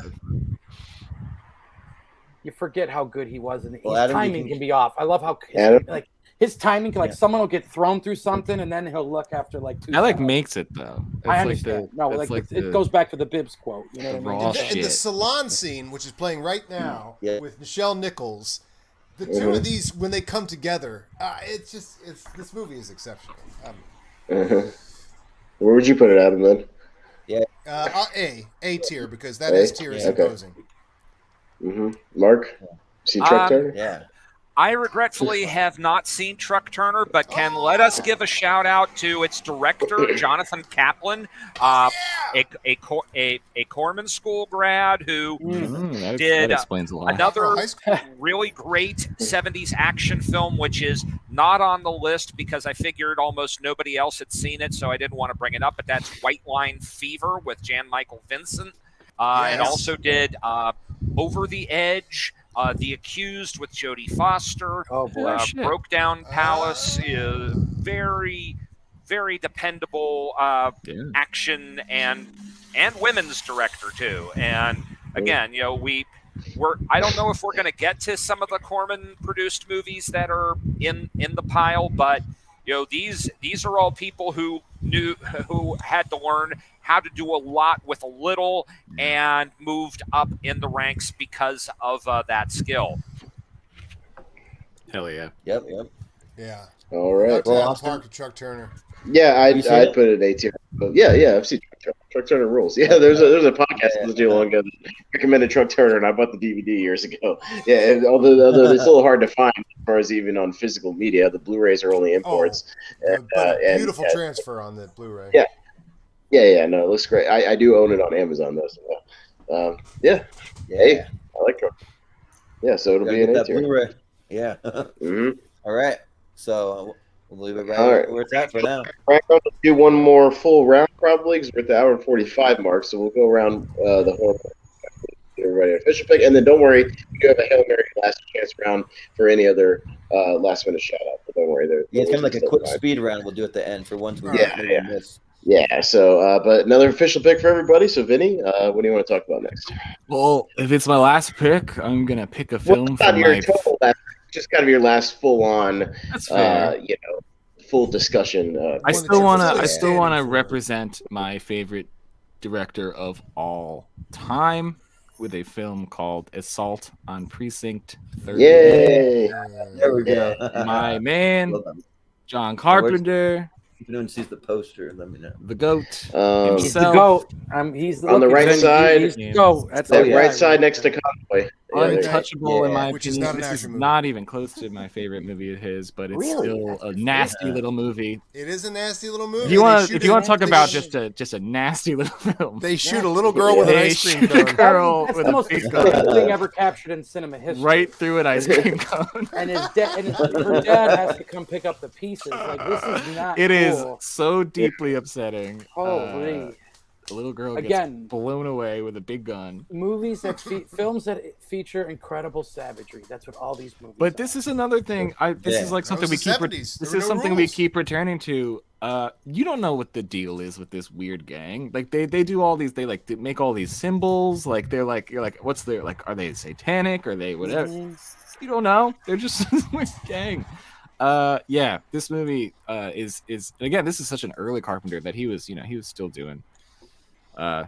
He still had that flashy young director. I'm gonna try and do what I can while I have the chance to do it. So there's a lot of jankiness. And it's Carpenter making his first Western. Yeah, I think he was trying to make a Western his entire career, so he just ended up this making. Is the one. Yeah, this is about the closest he comes to a Western. Maybe Big Trouble. But yeah, it's Big Trouble's a Western, sure. It's so lean vampires and so mean. Well, vampires is I don't really like vampires. Vampires. I'm pretty sure that's a bit of a Western. I don't think he directed it, but he scripted a movie for HBO called El Diablo, which was a straight-out Western. Oh, really? And he didn't direct it. Okay. El Diablo. Writing that down, Mark. Yeah, absolutely. I've never seen it. But yeah, this movie's just so mean. It's so mean and gross. And it's not, it's again, the action's not even that great, but it comes together in such a tactile, just dirty way that I love this movie. And it's a movie I haven't seen in a long time, and I'm raring for a rewatch. But yeah, Carpenter's the GOAT. He's my favorite director, and I wanted to at least put him on the list. Yeah. Good. I don't know if I can give this an A, Ben. Lower than S. Yeah, it's like John Carpenter, D tier. Fuck that guy. I want to give him a B. I do like this movie, but I love other Carpenter movies so much. I actually I don't even think this movie's S tier. I'm gonna say B rating for a B film, but I certainly love anything Carpenter does in mostly anything. But yeah, I'm going to go B on this one. It's one of those movies where it's like you watch it and you're like, oh, this is clearly a great director not making a great film. Like the shades of everything that will come. The little girl scene just sweeps you off your feet, blows you away, knocks you through the back of your wall like, wow, John's really going for it. I think that's something too that what only a young director would do. They're like, oh, I'm going to get my name in. I'm going to do the little girl dying scene because like that's how I'm gonna get my name out there. I think as like a more seasoned director, you probably like that's. But it reminds you of like a Corman film and all that shit that we. Yeah. It's just it's such a nasty trick to do that within like the first 10 minutes of the movie. Little girl gets absolutely murdered. Quick, early. That's this thing. Holding an ice cream cone. It's before they get to Precinct 13. So like you meet the little girl, she dies before you even meet Precinct 13. It just shows you how violent the gang is what. Yeah, they're not to be fucked with. Carpenter's good. Yep. Well, Kaiser, would you rank it? A B. B. Okay. Cool.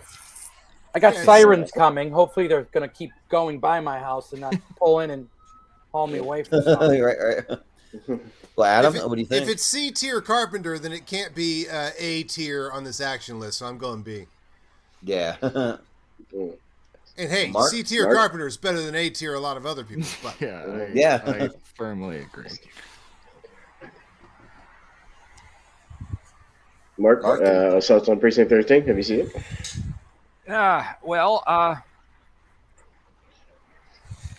Yes, I have seen it.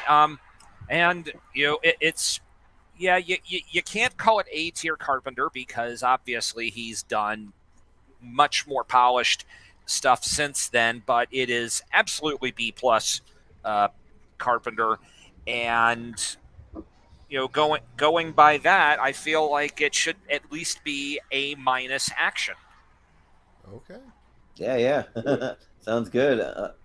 Austin, what do you think? Screw all y'all. I'm going S tier for Assault on Precinct 13. I picked it, not to even say it was S tier. I was rewatching it.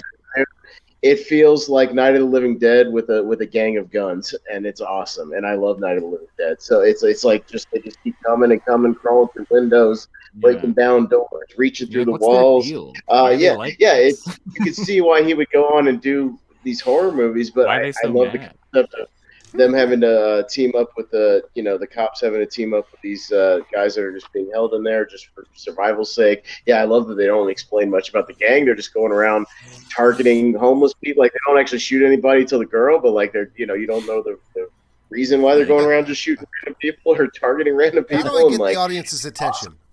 Yeah, it's nuts. Right, but I think the actual. The score is good. I think the actual violence is raw and gritty, and it plays almost like a horror movie. I give it an S tier. I love Assault on Precinct 13. I think this movie's great. It was going to be my next pick. So, yeah. Hell yeah. Yeah. Well, Austin, I think I'm with you. Like, I think I'm going to give it S tier too, because this movie freaking rocks. And screw that remake that Lawrence Fishburne and Ethan Hawke. That's like a totally different movie in my mind. Like, it's just totally not even the same thing. But like. Well, I missed the date, but Assault on Precinct 13 is a ripoff of Rio Bravo, so they ripped off a ripoff. Yes, it sure is. They get a pass. True. He did it. He did it well. Yeah. But I do miss the days when they would put like the entire movie synopsis on the movie poster, because on the movie poster, great poster, incredible poster. Where it says a white hot night of hate, the gang that swore a blood oath to destroy the Precinct 13 and every cop in it. So Hell just right there, what else do you need? Yeah, that's all you need right there. And like, the movie's just brutal. Like, especially like how the tone is. Even though like the action may not be totally what you think of an action movie, but it's just brutal and like the tone John Carpenter sense. It's just great, Look at that exploitation title. Also, is that the most exploitation title of any of these that we've put up so far? Assault on Precinct 13. What is it? A white hot night of hate? Yeah, white hot night of hate. Coffee pretty much hits the nail on the head too. That's on the list. Yep. So I'm gonna go S tier. No Foxy Brown. You're right about that. It just gets me every time. So. Well, it's another one for the A tier because we got 2 S's, an A, and a couple of B's. So it's another one for the A tier. I love that I kept it out of the S tier. Yep. Yeah. Good pick. So I love it though. Just think if Carpenter would have had Ricky Nelson, John Wayne, what he could have done with the. His worst movie is still a John Carpenter movie. It is. Yeah. It is. Although his worst movie is like The Ward, so. Yeah. So is never that mind. Still a? Yeah. So never mind. Yeah. All right, go to Kaiser. Is Dark Star Another a John pick? Carpenter movie? It is. It is. Yes. His first movie, Yes. I believe. It's like a student film, basically. Yeah. Yeah. My last addition to the A tier is going to be a film that I adore the script or the screenplay. I'm a big writing guy. I'm big on writing. And a movie that could just take the filter off in the 70s and let it rip was The Taking of Pelham 1, 2, 3. Yeah. There it is. I adore the cat and Hell yeah. I love Cat and Mouse of Walter Matthau and Shaw. Like, you couldn't ask for two better guys. I feel as though Matthau is giving you Matthau's giving you a very John McClane performance without the bloody feet, without the action. But I feel like if you adore John McClane, you gotta love this movie. Look at that poster. You get to watch. Look at that fucking awesome poster. And they put it on the Kino Blu-ray, which is awesome. You got I Martin love when Blu-rays take that Balsam, Balsam, whatever God, his look name at is. the fucking tagline is oh my god. What is the tagline? It's in quotes. We are going to kill one passenger a minute until New York City pays us $1 million. Oh, Yeah. Right That's to like the point. Juggernauts is the threat, is the love it, top like of the that. Juggernaut poster, too. Beautiful Jerry Stiller cameo in this thing. I Yeah. mean, Hey, from did you know start that to Ben finish. Stiller's in the back seat of that car when he goes to the toll booth? He said I that had he no told that idea. on a podcast once. He was like, that. I was on Oh, the nice. I was on the shooting of that, and I was in the car, and I ducked down, and the scene. I think he goes to a toll booth or something. Ben Stiller's in the back seat hiding. yeah, it's so many things before so many things. It's got elements of Speed. It's got elements of Die Hard. It's got elements It's of Taking very the Pelham Speed, 1, 2, 3. You know what I mean? Like, it's got a lot of these. But God, Matthau is such a gem, and he's whip smart, breaking balls the whole time. The comedy's there. Like, it's just a gem of a film. I never saw it until last year. You know, it'd been just avoiding me, and God, I'm glad I watched it. I adore this film. So A. Yeah. I won't give it the S. I'll give it the A. Yeah, sounds good. Well, Adam, what do you think? All right. Well, I have two verifiable masterpieces left, but I'll just say this one because we've made a little hay out of the fact that some of these things, well, technically none of these are action movies because the genre really wasn't invented until the 80s. However, that there are action elements and some things are a rise and fall with the degree of their action or intensity of their action, and that is why our S tier is what it is. I got to tell you, I'll throw this down. Maybe it won't last at S tier. I'll throw it up there for a second, but the movie Duel is an action movie. And nothing is better than watching Spielberg want it in a movie, right? You ain't wrong. So Spielberg wants to be a feature film director. He's directing a TV movie. Yeah. And what this guy goes through to make an all-out action movie, constant action movie, driving... there was just nothing like it in a TV. It was such a good TV movie. It got released in Europe, and it's just Spielberg like throwing down the gauntlet of like showpiece. I love Spielberg giving us a showpiece. Here's how good I am at this, God damn you! And then he does that for Jaws, and then Cheeky little bastard. yeah, and then he does it for Close Encounters. Like, look how good I am at this. And then he has like a setback with 1941, and then Raiders is like, look how good I am at this. It's like he's just like, but Duel is the first time he's really proven himself like that to take this. Take a TV movie and drive it constantly on the road, inventing new techniques for shooting road chase movies, and he would then take that into Sugarland Express as well, which is a masterpiece. But well, actually, more of an action movie than most things on this list, but we don't have it on here. But Duel, I'm going to throw it up at S tier. Adam. Hold that thought because we didn't finish with Pelham 1, 2, 3. We got to finish with Pelham 1, 2, 3 first, and then we'll move on to Duel. Yeah. Oh, we weren't going to me yet? Well, You have to say all that. You have to say all that again. I have to say all said that it. I again. think Oh, I I said was we so said our excited because I looked down at my list here and I was so excited. Let's breeze through Taking a Pelham 1, 2, 3. To get Yeah, way All back. right, well, that's my opening statement for the next one. Okay, taking a Pelham 1, 2, 3. Take it 1, 2, Pelham 1, 2, 3. Just breeze through it. I'll throw it up It's there. good. It's good. No, Yeah. There it is. yeah, it's good. Shit, Whit I'm in. so sorry. I got so excited about Duel. I think we probably said We'll get back about to it. Taking a Pelham 1, 2, 3. Yeah. Unless anybody else wants to add. No, taking Pelham 1, 2, 3. Absolutely. Incredible film. It's an Intense. A. So Strong intense. A. Incredible tag. And the best ending.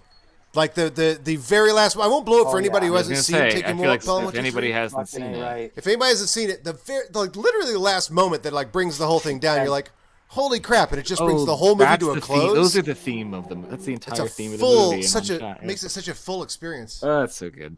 That movie. Adam, I don't want to gets a what grade? I gotta get official grades because I keep track of them for later. So okay, that's why I have to stop. I will say Pelham is an A tier. I won't say S. Okay. Yeah. Marc's having some connection issues. Well, Hueck's battery was dying. He said at one point, right? Gotcha. There might be a connection or something like that, but you can give your thoughts real quick, Austin, and we'll see if you. I was just gonna say again, shout out to my dad who introduced me to this movie a long time ago on cable, and then I he was literally like, "Come in here and watch this movie. This is a really good like heisty, old 70s movie," and I really liked it, and I still love this movie. I'm going S tier for Pelham. I fucking love Pelham, and again, I love New York movies is the way to my heart. So, anything like that, and I'm in. So, but I dig Pelham. So yeah, I'll go S tier. It's on my personal S tier list. Yeah. And I think that I gotta go S tier as well. Like the Taking of Pelham 1, 2, 3, the original is awesome, and just Walter Matthau and Robert Shaw, that just like awesome on screen. And then also too, for some reason it's escaping me what else I've seen him in, but Hector Elizondo too, he shows up in there, and then even Vincent D'Onofrio. I mean, there's a lot of people that show up in this thing. It's a fun time. So yeah, like I don't know if you'd say fun is the right word, but I mean for an action movie, I'd say that. But it's like an intense, like kind of throw right the way the tone's set and everything. So yeah, I'll say S tier. All right. Now I apologize, Adam. We can go back to you praising Duel and putting an S tier. So now you make he's going to say Duel. Okay. So we've been talking a lot about obviously my next choice is Duel. Yeah. But I stand by my entire statement about a hungry Spielberg is a wonderful Spielberg. Yeah, it is young Spielberg putting it on the table and saying. Well, I think we have Adam Whitt coming back, so I don't know if you want to get his thoughts here. Let's let Hueck rip on this one. Yeah, Marc, we'll get your thoughts on both Pelham 1, 2, 3 and Duel since it's on the table as well. So both. Yeah, but we've kind of moved on to Duel. But unless you got anything about one. Okay. He always has something to say. Let him drop some knowledge. Well, I feel takes. Oh no. Might be having connect. His connection's a little wonky. Well, I'll tell you what about Duel. Duel is the first kind of like, I think what I would call an independent film that someone showed me. Like I saw that in undergrad at Canisius. Hold on, Marc. You dropped out for a second, and Kaiser took over. I'm just saying it, but go ahead, let Marc go because he's connected. Yeah, quiet because I think he's having a. Yeah, we'll see. Yeah, there we go. I think my time here is wrapping up. So let me just say S tier for both. All right, we heard S tier. In fact, Spielberg almost directed Pelham 1, 2, 3, and oddly enough, years later, Joseph Sargent would be stuck directing Jaws. Jaws: The Revenge. Wow, incredible. This man is a just unbelievable fountain of facts. Oh my God, Hueck drops two big ones right before his battery. I love how it is just honest as he disappears into the ether. So before I bow out, I'm not nominating. No, he's so close. We're so close. God, he's so close. Oh no! Say the title. Just say the title. He'll roll Elite, and no one's done it yet. So I have everybody do a shot. Killer Elite. Peace out. All right. Killer Elite. Is that what he said? Killer Elite. There he goes. And there he goes. Yep, he said Killer Elite. What a movie hero. He's hanging with one hand from the ledge, and he's like, Killer Elite! Like, Killer Elite! Yeah. Marc Hueck, man, can tell a story. Boy, does he got that cinema. He's the best, down. right? Yeah. I never knew any of that shit. I meant that legitimately a few times where I was like, what do I think, Marc? I just want to hear what Marc thinks, and I'll go, yeah, that's what I was thinking. Tell me the correct opinion, please. Right. God, he's got such great takes. I'll tell you what, I told him he should start a service because he's always at the New Beverly. And so when I leave, when the movie ends and it's washing over you at the New Beverly, and you walk to the back, And there's Marc Hueck, and like I can immediately talk to someone about this. It's always great. Set up a table. Yeah, I would. Marc Hueck should just have a 10-minute post symposium after every movie at the New Beverly and tell you like little factoids about it. Yeah, just be in the lobby. He should have a booth. You want to learn more about the movie? Talk to this man right here. He is the damn movie have an intelligent geek after all. Discussion right after a movie. Marc Hueck is available for hire. Yeah, right. All right, we'll get back to shop at hand. We were talking about Duel. I will say I've championed Duel. I've championed Duel for a long time, Adam. I think this movie kills. It's another. I think it's again one of Spielberg's closest to like a horror movie because it's like the opening of Jeepers Creepers, where you don't learn about this guy. You don't know why he's chasing this dude, and he's doing literally everything he can think of to lose this guy. I think it's an absolute thrill ride from start to finish. I would go Duel for S tier. I talked about this movie for a lot. I love Duel. I think Duel fucking rocks. It's S tier execution, that's for sure. It's S tier execution. I actually think this movie is really scary. Like as someone who does not like driving and especially hates driving on like long empty roads, this concept scares the shit. Yeah, because it's like you don't know. You don't know. Anytime you pass a truck, anytime I pass a truck, I think a Duel. I'll say that. Yeah. Anytime you flip some guy off on the road, and you're like, what if that guy followed me for the next 50 miles? What if I get myself into a duel? Like fuck that. You gotta learn how to drive. And the execution's all there. Anything he does with tension for the rest of his career, it's all there in Duel. And by the way, there's an extremely, for anybody who hasn't seen it, there is a extremely Hitchcockian scene where the only time when he stops, where he thinks he loses the truck, he goes into this bar. Cheese sandwich. he goes into the bar. There's nobody in the bar. He goes to the bathroom. Unbroken take. So here's Spielberg and his love of the unbroken take. Unbroken take. The moment he goes all the way through the bar, you see there's nobody in the bar. He goes all the way. He washes his face. Unbroken take. He follows him out of the bathroom. Suddenly the bar is full of people and the truck is outside the window. And he thinks somebody in that bar is the truck driver. I love that scene, dude. I love that scene. What was Spielberg, like 26? 25? Yeah. How old is he? Like, because he was like, what, 27 when he made Jaws? He's got to be younger. Didn't he direct Jaws at 26? Yeah, because he was 27 when it came out. Or didn't he start TV directing at like 23 or something? Insane. Like, absurd. And like, of course, it was unpolished, but so much of it was there. He was 8 years old when he directed TV. He came right off the monkey bars. He's 24. He's 24 when he makes Duel, and at 25 when it comes out. But yes, so mid-20s. I mean, he's making these movies. What a master. I'll make it quick. It shaped my view on independent filmmaking. It made me realize what you can do a lot with a little. Obviously, the Spielberg factor. You know who Spielberg is your whole life. You could grow up watching Jurassic Park and all that shit. Then you go to film school and they show you this movie, and you're just blown away. So Witt's right. Execution wise, S level. To me, it's like Reservoir Dogs in the sense that it's like you're watching these geniuses take their first crack. Throwing down the gauntlet. Here's how good I am at this. And it need more money. They're making flat out 10s at a young age, and it's just such a cool, spooky movie. Like, S level all the way. I saw it in film school, never knew what the hell it was. I would have never known unless my teacher showed me that movie. Vinny, where would you rank it? Have you seen it? Yeah. This movie rules. It's an A. Yeah, I think that it's insane to me how not fully formed he arrived, but like you can see the through line through his entire career, especially with the way he uses tension. He came out with Jaws and it was like, holy shit, who's this? And you just see the dual through line up until West Side Story. It's all there. The way he can like make you feel exactly what he wants you to feel in that moment, visually. It's all there in Duel. Just using cinema technique. Yeah.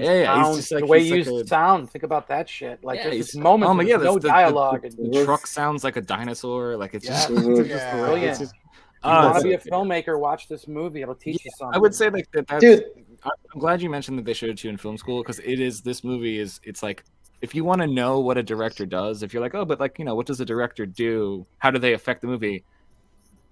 Tell someone this is a movie about a guy being chased by a truck.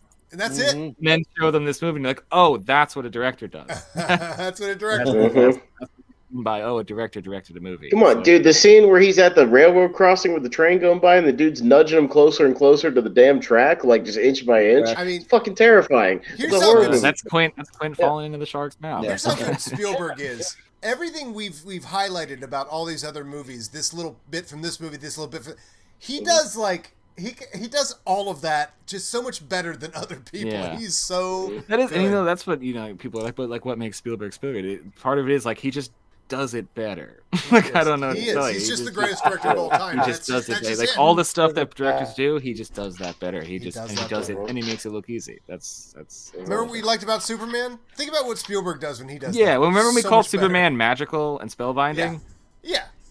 Can't hold a candle to E.T. You know? Yeah. Oh my god. Yeah. Totally. E.T. Yeah. God. Yeah, I'm still a Close Encounters guy. It's my favorite Spielberg. Sure.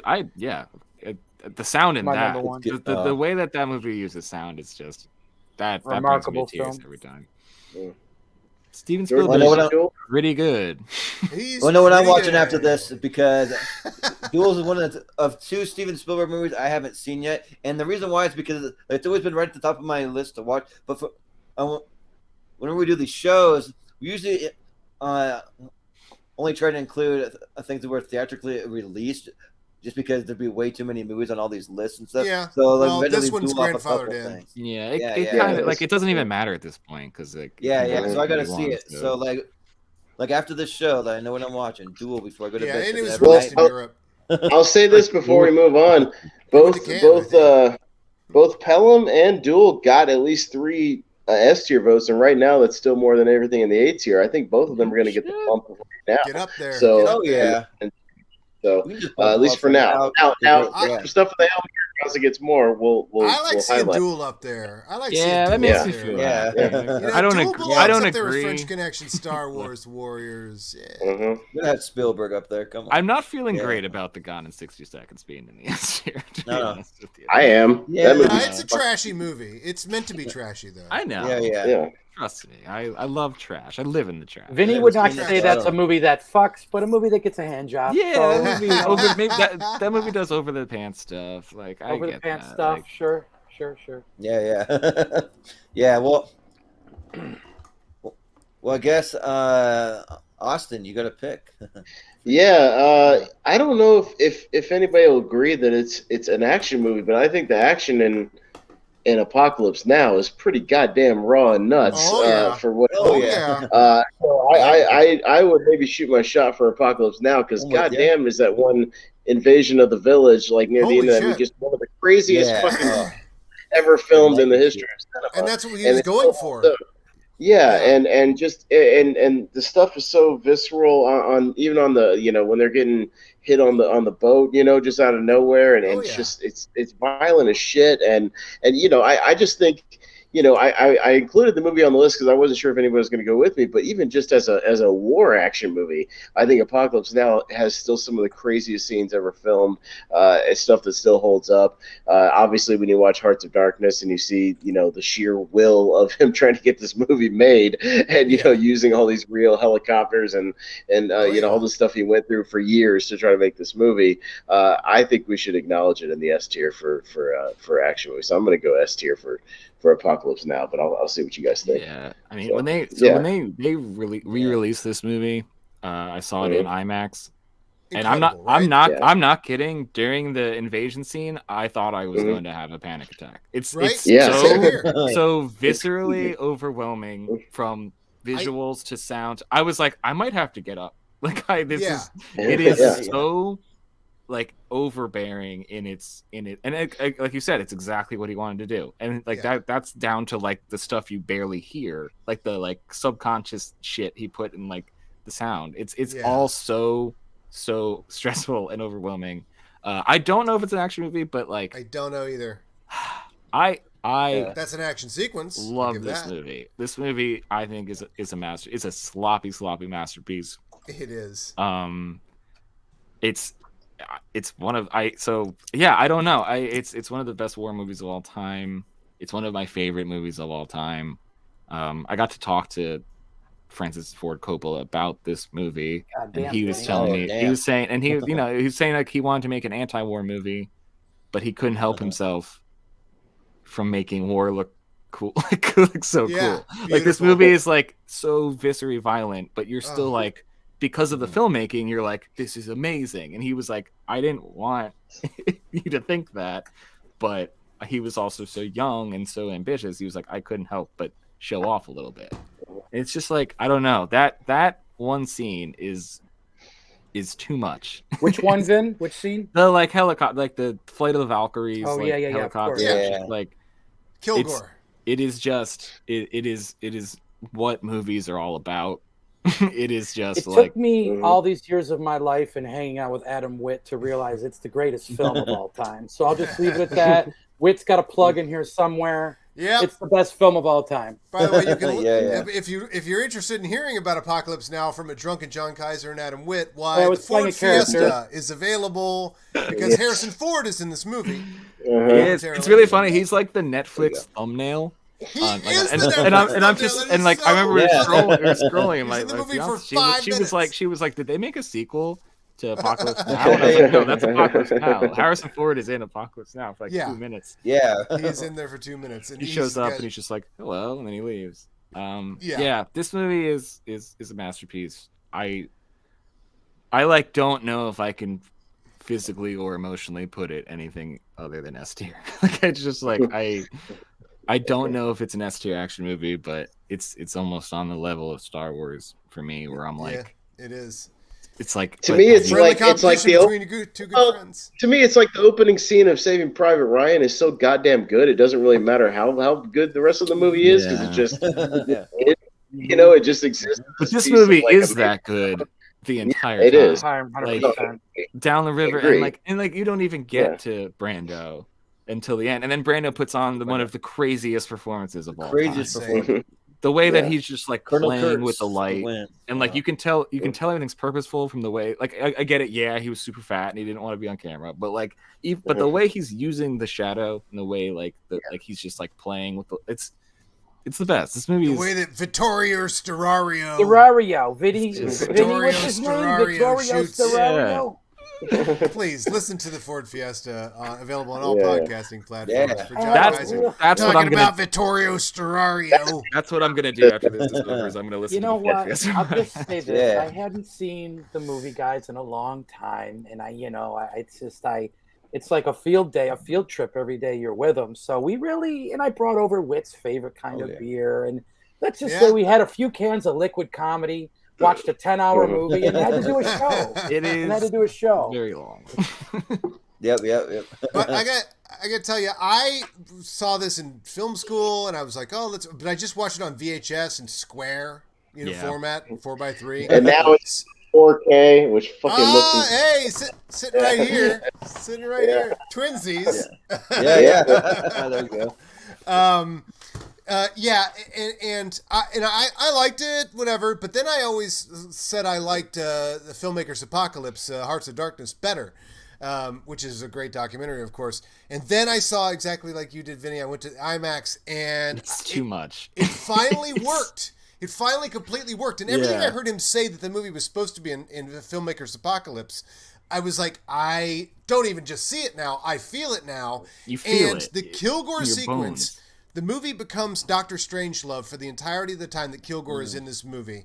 And I laughed my ass off. I never found Kilgore funny. And I thought he was absolutely Doctor Strangelove hilarious when I saw it in IMAX. So the whole movie worked. Vinny, I had that epiphany when I watched the movie with WIT. I had I didn't go in thinking that one. I love that. Yeah, it's just, I don't know. I'm really mad that you picked this late into it because I can't form thoughts. But S tier.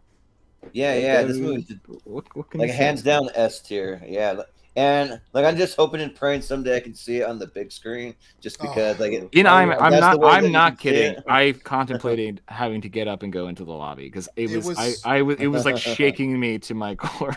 It was cinema working the way cinema rarely does. Like sight, sound, Yeah. was just overwhelming me, It and I was was like, I think I cinema. need to take a breath. Well, Jordan, in 2 more years it'll be the 45th anniversary, so these anniversary things when Hopefully, they come No, yeah. he'll probably We'll edit see. it again. He'll put out Yeah, another.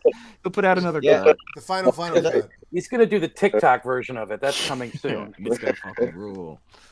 Yeah, how many cuts are there right now? Like 4 or something like that? There's I don't know. 3 the theatrical redux and this final cut that just I came don't out even on know which 4K. one. And the work print, if you were me at a Comic-Con and bought that on 2 VHS boy. tapes in 1996. Yeah, but shout out the whole cast. I mean, Robert Duvall. I mean, Oh, yeah. Napalm in the Morning. I Give mean, us come room on. to breathe. Yeah. Yeah. And Martin Sheen too, just following his journey that he goes on. So Oh, my God. like Dude having heart attacks on the set and shit and still doing the movie Lord, like a my badass. God in The heaven. journey. First, I Yeah. thought they'd handed me the wrong dossier. yeah. Oh. Never get off the boat. Yeah, it's an S tier. Absolutely goddamn right. Well, Adam and Kaiser, real quick, if you guys had to grade it, I mean, give me a grade real quick because For everybody else did. action, A. It's the greatest movie of all time. That's not what we're talking about. We're talking about action. Action. Action. It gets an S. Yep. All right. All right. It's 4 Yeah, S's and an A, that's- so it's up there behind Warriors, Right, at least for right yeah. now. Yeah. So, yeah. He's right there. How many films can be in that? 10. 10. We're gonna have 10. So some might get. All don't get right. in This the- is where it's going to get interesting. Yeah. Yeah. But, Well, We're Jordan- gonna wrap this up around Thanksgiving. That's when the Yeah. show ends. Super Yeah. Fuzz. All right. Actually We're doing- Super we're Fuzz not- next. Is that your Hail Mary, Whit? I'm almost a Super day Fuzz, ahead your of Hail you Mary? guys. we're almost there. Jordan's got one more pick, and then we'll get there. I'll explain how it works. So yeah. We'll get there in just a second. So for my final pick, I want to go with one that I just watched for the first time that I was really late to the party on. I want to talk about some Escape from Alcatraz. So and put that in Brilliant there. film. So Oh. yeah. Brilliant. So if Don anyone Siegel sees the picture. Don Siegel picture. God, that was Yeah, such if an anyone's- epic, famous movie. I never saw So it. though. good. I know what the poster looks like. It's like Clint Eastwood's head poking through the. Yeah. Oh, that's one of the Oh. most famous posters. That movie I don't makes think you you feel have like it. Yeah. you're really I feel like Oh, Living. doing, I feel like you feel like Yeah, you're really somehow I living would've in the seen it, cell I with think. these people. You're I don't know on the if I've mission. seen It this feels movie. like you're escaping with these people. yeah. Well, I'm still going to talk about it. We might have to find a placeholder because sometimes this website gets a little wonky, and if it's the wrong format, the thumbnail doesn't show You up. could- or Well, whatever, let's so. find one that's not an action movie and it can stand in for it. Yeah. Tango and Cash. Smoking the band. Yeah. Well, you could just get. Yeah. Well, you could just put the Enforcer Yeah, up there it's on instead the of road Escape the from whole time. Alcatraz. Like when we don't Rolling give a shit Thunder's about not it, still an action Eastwood. movie. Rolling Yeah, Thunder. yeah. Use Yeah, we'll Rolling just do Thunder. that. That's yeah. not an action movie. 1941. Yeah, Rolling Thunder. That's not an action movie. yeah. We'll just do another 1941. Eastwood one to make it easier, right? Oh, here, okay. so. There you go. Yeah. But yeah, Escape from Alcatraz though. I watched it for the first time and like what an incredible story. And I like it because like it's just Clint Eastwood just doing a super dramatic role to where he's not just giving like all these one-liners like he usually does. Like it's just to think about like what he had to go through to like be able to escape and the fact that it's a freaking true story that these guys actually did escape Alcatraz, the most impenetrable prison on earth, and like they're able to like figure out a way to make a makeshift raft and to dig their way out of there and to be able to survive. It's just like really really crazy to me, and like for me, I would put it in the S tier. I think that it's an amazing movie, and you say Don Siegel from the same director as Dirty Harry, so it's kind of The fitting. legend. Just you. Yeah. So yeah. And I'm Invasion gonna of Body Snatchers, the original one. Oh, yeah, Body yeah. Snatchers is Yeah, pretty dope. Yeah. Yeah, Mhm. Whit, how many really good how many fights do you think Don Siegel had in the parking lot of Dan Tana's in 1977? yeah, right. Vin, X, what's the over on? About 10. But we'll see what you guys think though for Escape from Alcatraz. Vinny? I've never seen it. I've seen this poster a lot, but yeah, never seen it. Based, ranked on the poster alone, if we're ranking posters, I would give it like a B. It's not as crazy as some of these other posters, but yeah, These aren't the real Enforcer and Dirty Harry posters. I am abstaining. Yeah. No, I'm looking at the. Not It's a as cool poster. flashy. He's There it is. poking out. Wood. His, Alcatraz. it's Yeah, good. yeah, It's there just you no, What a it's famous no. poster. It's I'll no slide it over Juggernaut to- poster. Yeah, I'm abstaining. I'm abstaining from this one. Yeah, technically I could add it to the list, but it takes a couple minutes, and we're already this far, so I'll just leave it with our replacement. But Kaiser, what do you think? This is another movie I watched 58 times on WPIX after a Yankee game at 3 o'clock. Like, this was always on. Me and my grandparents must have watched this movie 500 times. I always thought it was cool. Like, John, get in here. This is definitely a Kenny Kaiser movie. It's on a lot of these movies are KK movies. But man had taste. I remember really being into this movie as a kid and just, I don't know, it had a hyper reality to it. I felt like I was watching a documentary as a kid. It felt that real to me. I haven't seen this movie in 20 years, but I'll give it a B. Yeah. I can't give it an S. I can't give it an A. That's fair.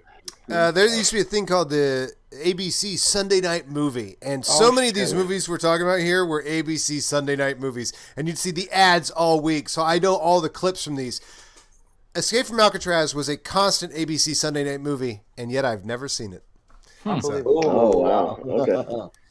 Well, this is another one that Mr. Howell, my dad's special, that he pulled me in just like Pelham 1, 2, 3 and said, "Get in here, we're watching goddamn Escape from Alcatraz. Yeah. Get in here and watch this Eastwood movie where they're prisoners in Alcatraz." So I've seen this, and I've seen it recently as well.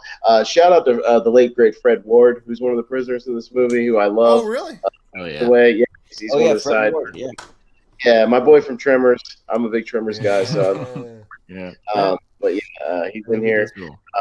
Yeah, it's a good movie. I wouldn't put it as high as far as the action tier as some of the other stuff, but it's a really good, prison movie, and got some good action bits here and there. I'll go A tier for Escape from Alcatraz. It's kind of like watching a play, to be honest. Yeah, it is. Not a whole lot of action, right? Yeah. So it'll be another one in that middle A tier, fighting for an honorable mention somewhere. Maybe we'll see what happens. Hold this one down. Call it Escape from Alcatraz.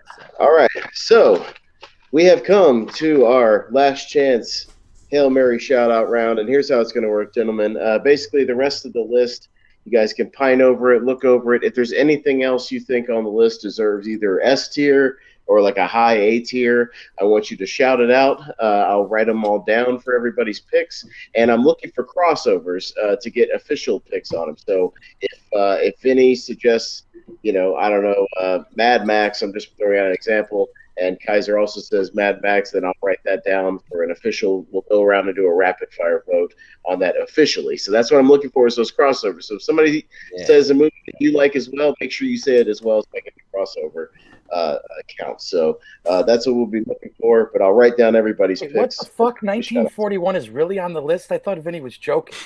A lot of action in that movie. I was. There's action in that movie.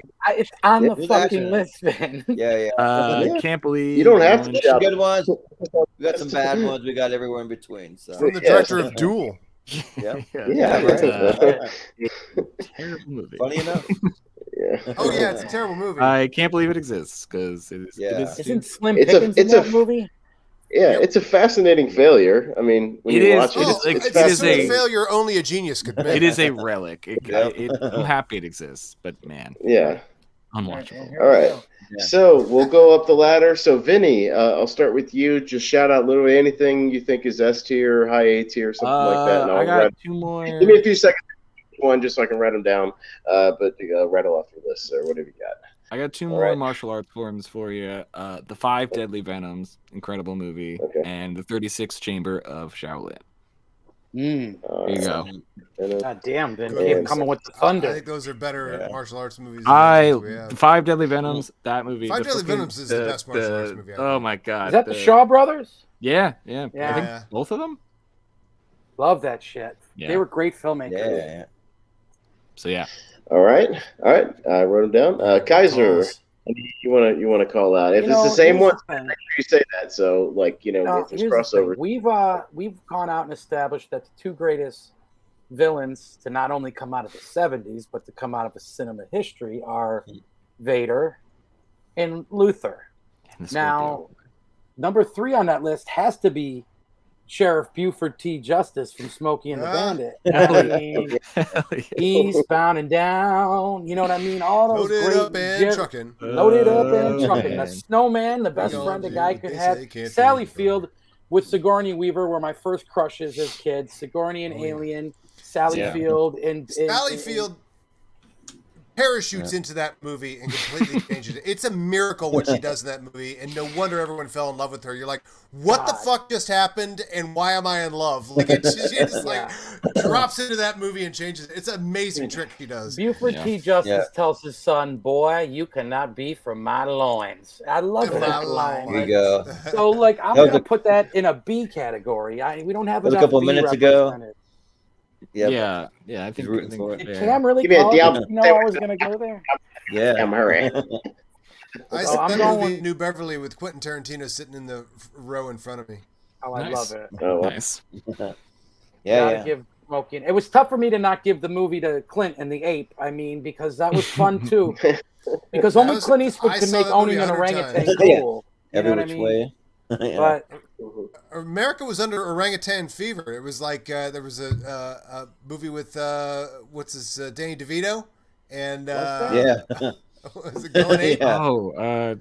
Fuck. And what's his face from Who's the Boss? Yeah, Tony Danza had an ape Going movie? Ape. I think there are two of those movies. Going Ape. Going Ape. Is that an Aaron Spelling TV movie? Yeah. No, that was a feature film, my friend. Okay. So yeah, I guess that's my Hail Mary, Smokey and the Bandit. Okay. All right. If you have any other ones, you can shout them out. But if that's all you got, that's cool. All right. Sounds good. Adam, any ones you want to shout out? I need to get a Spy Who Loved Me in S tier. We got to get some Bond love in here. Yeah. We have About not time, Whit. Somebody got some Bond love. single Bond. And movie. of all the Bond films here, and maybe all the Bond films that exist, The Spy Who Loved Me is the shit. You know what, Vinny? Maybe I'm gonna watch that after we get off. That Live and Let Die. Wow. That's fine. I'm probably gonna watch Moonraker. Yeah, that. Oh, and that hey, Live and Let Die. I love Jaws. Moonraker's definitely B I just tier, really but love Jaws. I never understood the Roger Moore hate. The guy was brilliant. Yeah. I think let we me should show- bring back that vibe. maybe not S I like tier, him. but A tier. I finally saw Rollerball about 5-6 years ago, and that movie is awesome. I had no idea. If I told you, I don't know who here's seen Rollerball, but if I told I've you, seen it. oh, have you seen the Stanley Kubrick movie called Rollerball? And you go, no, I haven't seen that. And you watch that and you go, I guess this is a Stanley Kubrick movie. It really is like the style, the production design is I haven't seen it straight since out I of was like so a many kid. Kubrick elements. It's awesome. So, but I'd say A tier. It's not exactly, for the action and that sort of stuff, but just the look at the magnificent Rollerball, I was blown away. I was like, why isn't this a total classic? Like, just the beauty of that. I mean, it looks like it's directed by Rainer Werner Fassbinder or something. It's $3.99 on Amazon Plus. Whit, if anybody wants to check that one out. Mm-hmm. Yeah. Yeah, All right. Bond was my Roger Moore was my Bond too. With ABC Sunday Night Movies. 100. Yep. There you go. Mm-hmm. All right. All right. So Adam says Spy Who Loved Me and Rollerball. No crossover so far, so we'll have to see if we get any crossovers. Oh, there will be. So Trust me. yeah, I'll go the original Mad Max. I think that movie is super fun. I rewatched it. It's crazy exploitation, just fun, goofy car chases and shit. Had a good time with it. I'll go the 7-Ups, another Roy Scheider 70s cop classic, some good car chases and a fun little mafia story. Yeah. I know, Yeah, right? good stuff. That fucking guy.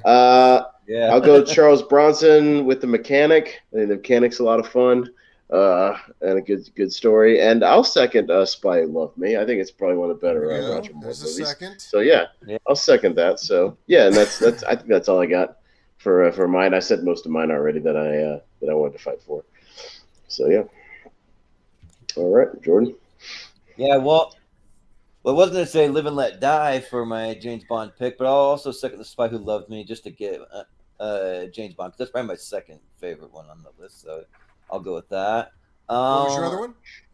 Live and Let Die. Oh, Let yeah. Live and Let Die, that's a special place in my heart. Live and Let Die. I like it how it's just basically a So blaxploitation movie. I know, but I love the trend jumping in Bond. It's so good. Yeah, it's good. Yeah. See, I'm just looking over the list now. Let me see. Same thing. The Man with the Golden Gun had all the Enter the Dragon elements. Yeah, and Christopher Lee. Come on now. Christopher Lee. Has anybody ever heard of a movie called Freebie and the Bean with James Caan and Alan Arkin? I've heard of it, but I've never seen it. No. Okay, Freebie and Watch the the Bean. trailer. Then I know there's some demolition derbies. There's cops. There's the mob was involved. I don't really remember. I'm so shocked Ken Kaiser didn't sit you down and show you Freebie. He probably and the Bean. did, Watch and that that's trailer. why I'm having a flashback, but I can't quite flush it out. Freebie. Go watch that trailer. Freebie and the Bean. Yeah, Freebie and the Bean. But I've seen the trailer at the New Beverly. Kaiser, you got to see it because it's a total Ken Kaiser. Hey, you got to watch Freebie and the Bean, kid. It's Father's Day. Out of love for KK, I got to watch his. James Caan, Alan Arkin. And I look, I'll watch James Caan do his taxes. Like I can watch him do anything. Oh, great. Yeah, poster. well, just because I have way too many blind spots on here, the only other martial arts movie I'll shout out is Fist of Fury. Like, I got a special place for that one. Yeah, So so I'll shout out that, but that'll be it. Like, All right. really Well, if that's the case, we only have one crossover that's going to get an official voting on, and that's The Spy Who Loved Me. So that's the only one in that case. So the only one that got a shout out. So we'll go around the horn fully and let everybody vote on a tier for The Spy Who Loved Me. So, Vinny. I'm not a big James Bond guy. So I respect James Bond. So out of my respect, I'll give this movie a high B grade.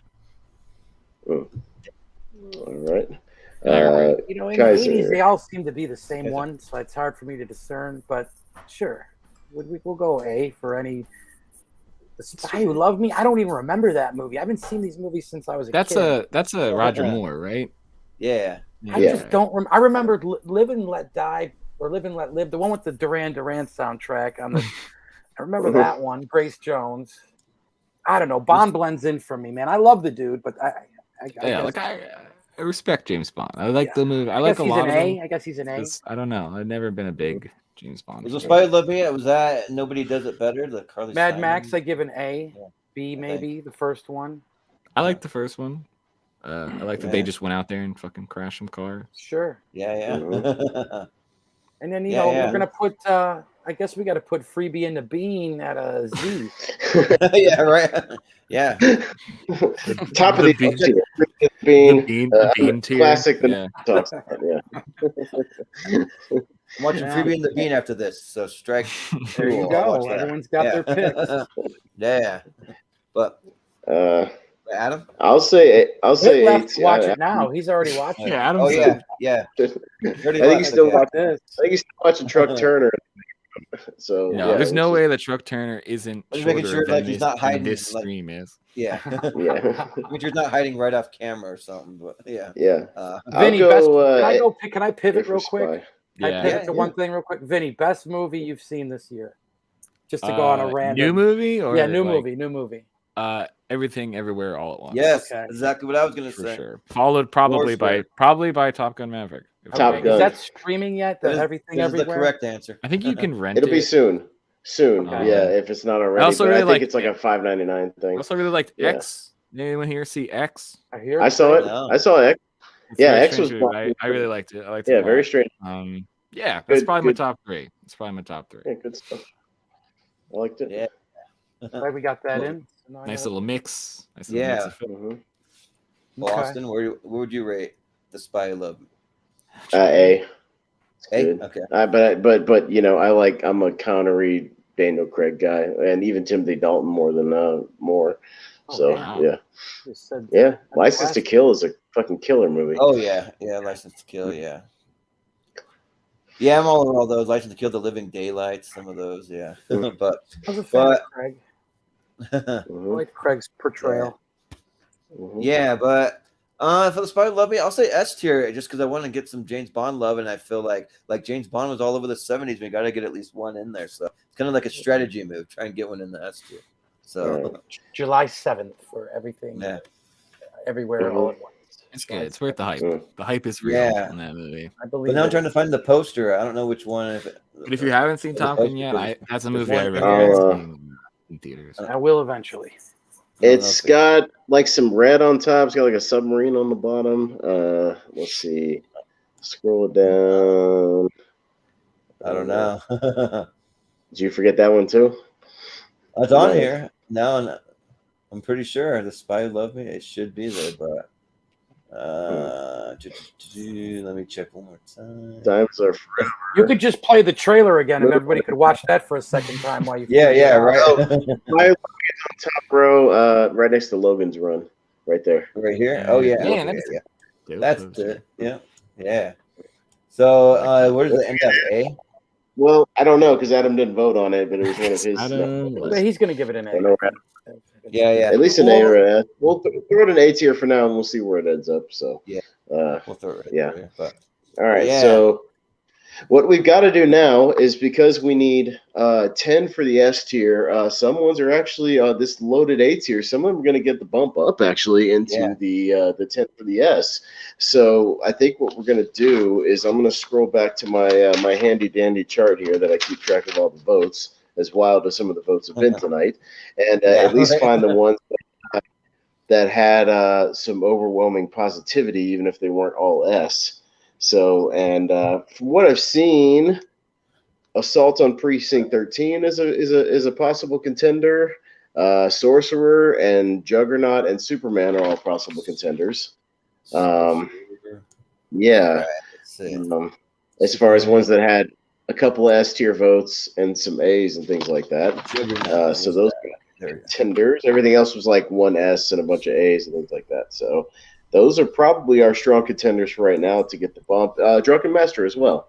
So are kind of our top contenders right now. Super Fuzz the entire time. Super Fuzz. By the way, Adam, Spy Who Loved Me, grid. You wanted to talk about it, so. Yeah, what would you rank? Spy Who Loved Me? Oh yeah. Yeah. Spy Who Loved Me. I just saw this one at the New Beverly at a 2:00 afternoon screening. This movie is just the perfect Bond movie. This is where they really just locked in with Roger Moore, I think, and just really just delivered the perfect Bond movie.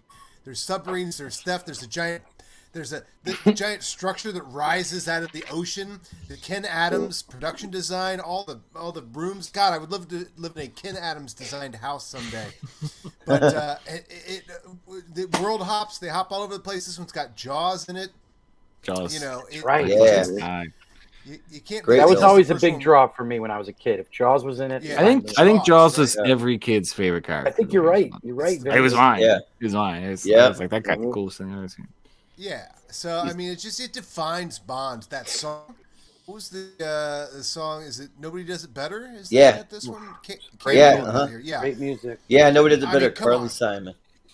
Although it has the weirdest cut to credits song of all time, it almost ruins the entire movie. It cuts to a weird marching band going, "Nobody does it better." Oh my It's lord! very weird. It ruined the. Also, the score on this one is questionable. I think this is one of the ones that did not have the guy that did a lot of the scores. The score on this one was by Marvin Hamlish. Marvin Hamlish. Not a good score. Yeah. But it does have the opening with the skiing off the cliff, recently redone in the trailer for the new So it's 3 a.m. where Vinny is. Let's try and wrap it up. Good stuff. Yeah. Spy Who Loved Me. Drunken Master. Vinny's got cows to milk and shit. And next Gotta get up and take care of the farm. That's why he left L.A. He went and bought a farm. It's too dry out there. Matt Damon bought a zoo, Vinny bought a farm. You know what I mean? That's how it works. Will it make the like ones we're voting for, Austin, or not really? So yeah, I mean it's in contention. Yeah. Especially if Adam gave it an S tier or did he give it an A tier? I couldn't tell. That depends. I went A on that one. Okay, that's fine. All right. So what we were saying is, a few of them need to get bumped up into the S tier from the A tier. So I'm going to go with the ones that had 2 S votes and some A's to get the bump, which in this case is going to be Superman. Is going to be one of them. One of the other ones is going to be. All right. Yep, that's going to get the bump. Sorcerer with 2 and 2 is going to get a bump. I respect up that. into the I S's. respect that bump. Yeah. And it was only 3 votes, but two S's and an A for Juggernaut. I think Juggernaut's gonna round it out. Respect. Right. Honestly, I haven't seen So- it, but it honestly sounds like the coolest movie I haven't seen. Yeah. And then Love it. the next highest vote down that had for that. some S love, but a few more B's and things. Assault on Precinct 13, I think, is going to be a heavy honorable mention contender. Truck Turner, with its overall sweep of an A tier, Hell is let's probably go. might be cool. And then Yeah, I think the honorable third one might either be Spy Who Loved Me, Drunken Master, or Dirty Harry. Maybe we can I vote think on you're that as overlooking which- the Drunken Yeah. Master pick. If you're going to talk action, I think that should have got bumped up ahead of Sorcerer. To be honest with you, I mean, Yeah. agreed. Well- I think Drunken Master is the best. If in pure fight scenes, the best out of all of. We're these gonna have movies. one martial arts movie, and then we gotta have one. So yeah, Drunken Master. that would be my vote. If we're bumping one. Yeah, Drunken Master had 2 S's and an A, so it's in contention. It could possibly, so we could vote on it as far as which one gets a bump, or stick it up in there and see which one gets knocked out. We could do that as well. So what we could do is pull Drunken Master up to the S, and then we may go around and vote which one gets knocked out of the S tier, if that's fair. Yeah. So is that- Yeah, I like that. I like that idea. So, Yeah, that's fair. so what we'll do is we'll go around the horn, and out of between Superman, Sorcerer, Juggernaut, Drunken Master, which would you vote out of S tier into honorable mentions? So we'll go around the horn, Vinny, and I'll keep track. So I know I was just singing its praise. I've never seen it, so I'm gonna vote for Juggernaut, just because I've seen the other ones and I think they all rule. Yeah. okay, I second Fair that emotion. I'm going to be fast. Yeah. Juggernaut. Okay, Yeah, because it's Gotcha. for the same reasons Vinny just said. Yeah. okay. Adam. Yeah, Juggernaut, not enough action. Yeah, and I'm even inclined to agree because I'm higher on Sorcerer just personally. So I'll say Juggernaut. Sorcerer's It's a great. triumph that Juggernaut made the list, and it's gotten as much talk about. as it Yeah, has. honestly, I think the That's real good. winner here is Yeah. Juggernaut anyway. Yeah, right. I'd vote What Juggernaut. are we all too, watching just after so you we're know. done? Yeah. This is the most that's anyone's fine. talked about What are Juggernaut we all watching? in 4 decades. It's the real question. I It's didn't not even know what it goes- existed until 5 years ago. So, It'll get bumped down, and it'll be one of the honorable mentions. So I think that's fair enough. I think that's a yeah. strong S tier. yeah. Yeah, Now so that I'm looking at it yeah. all together.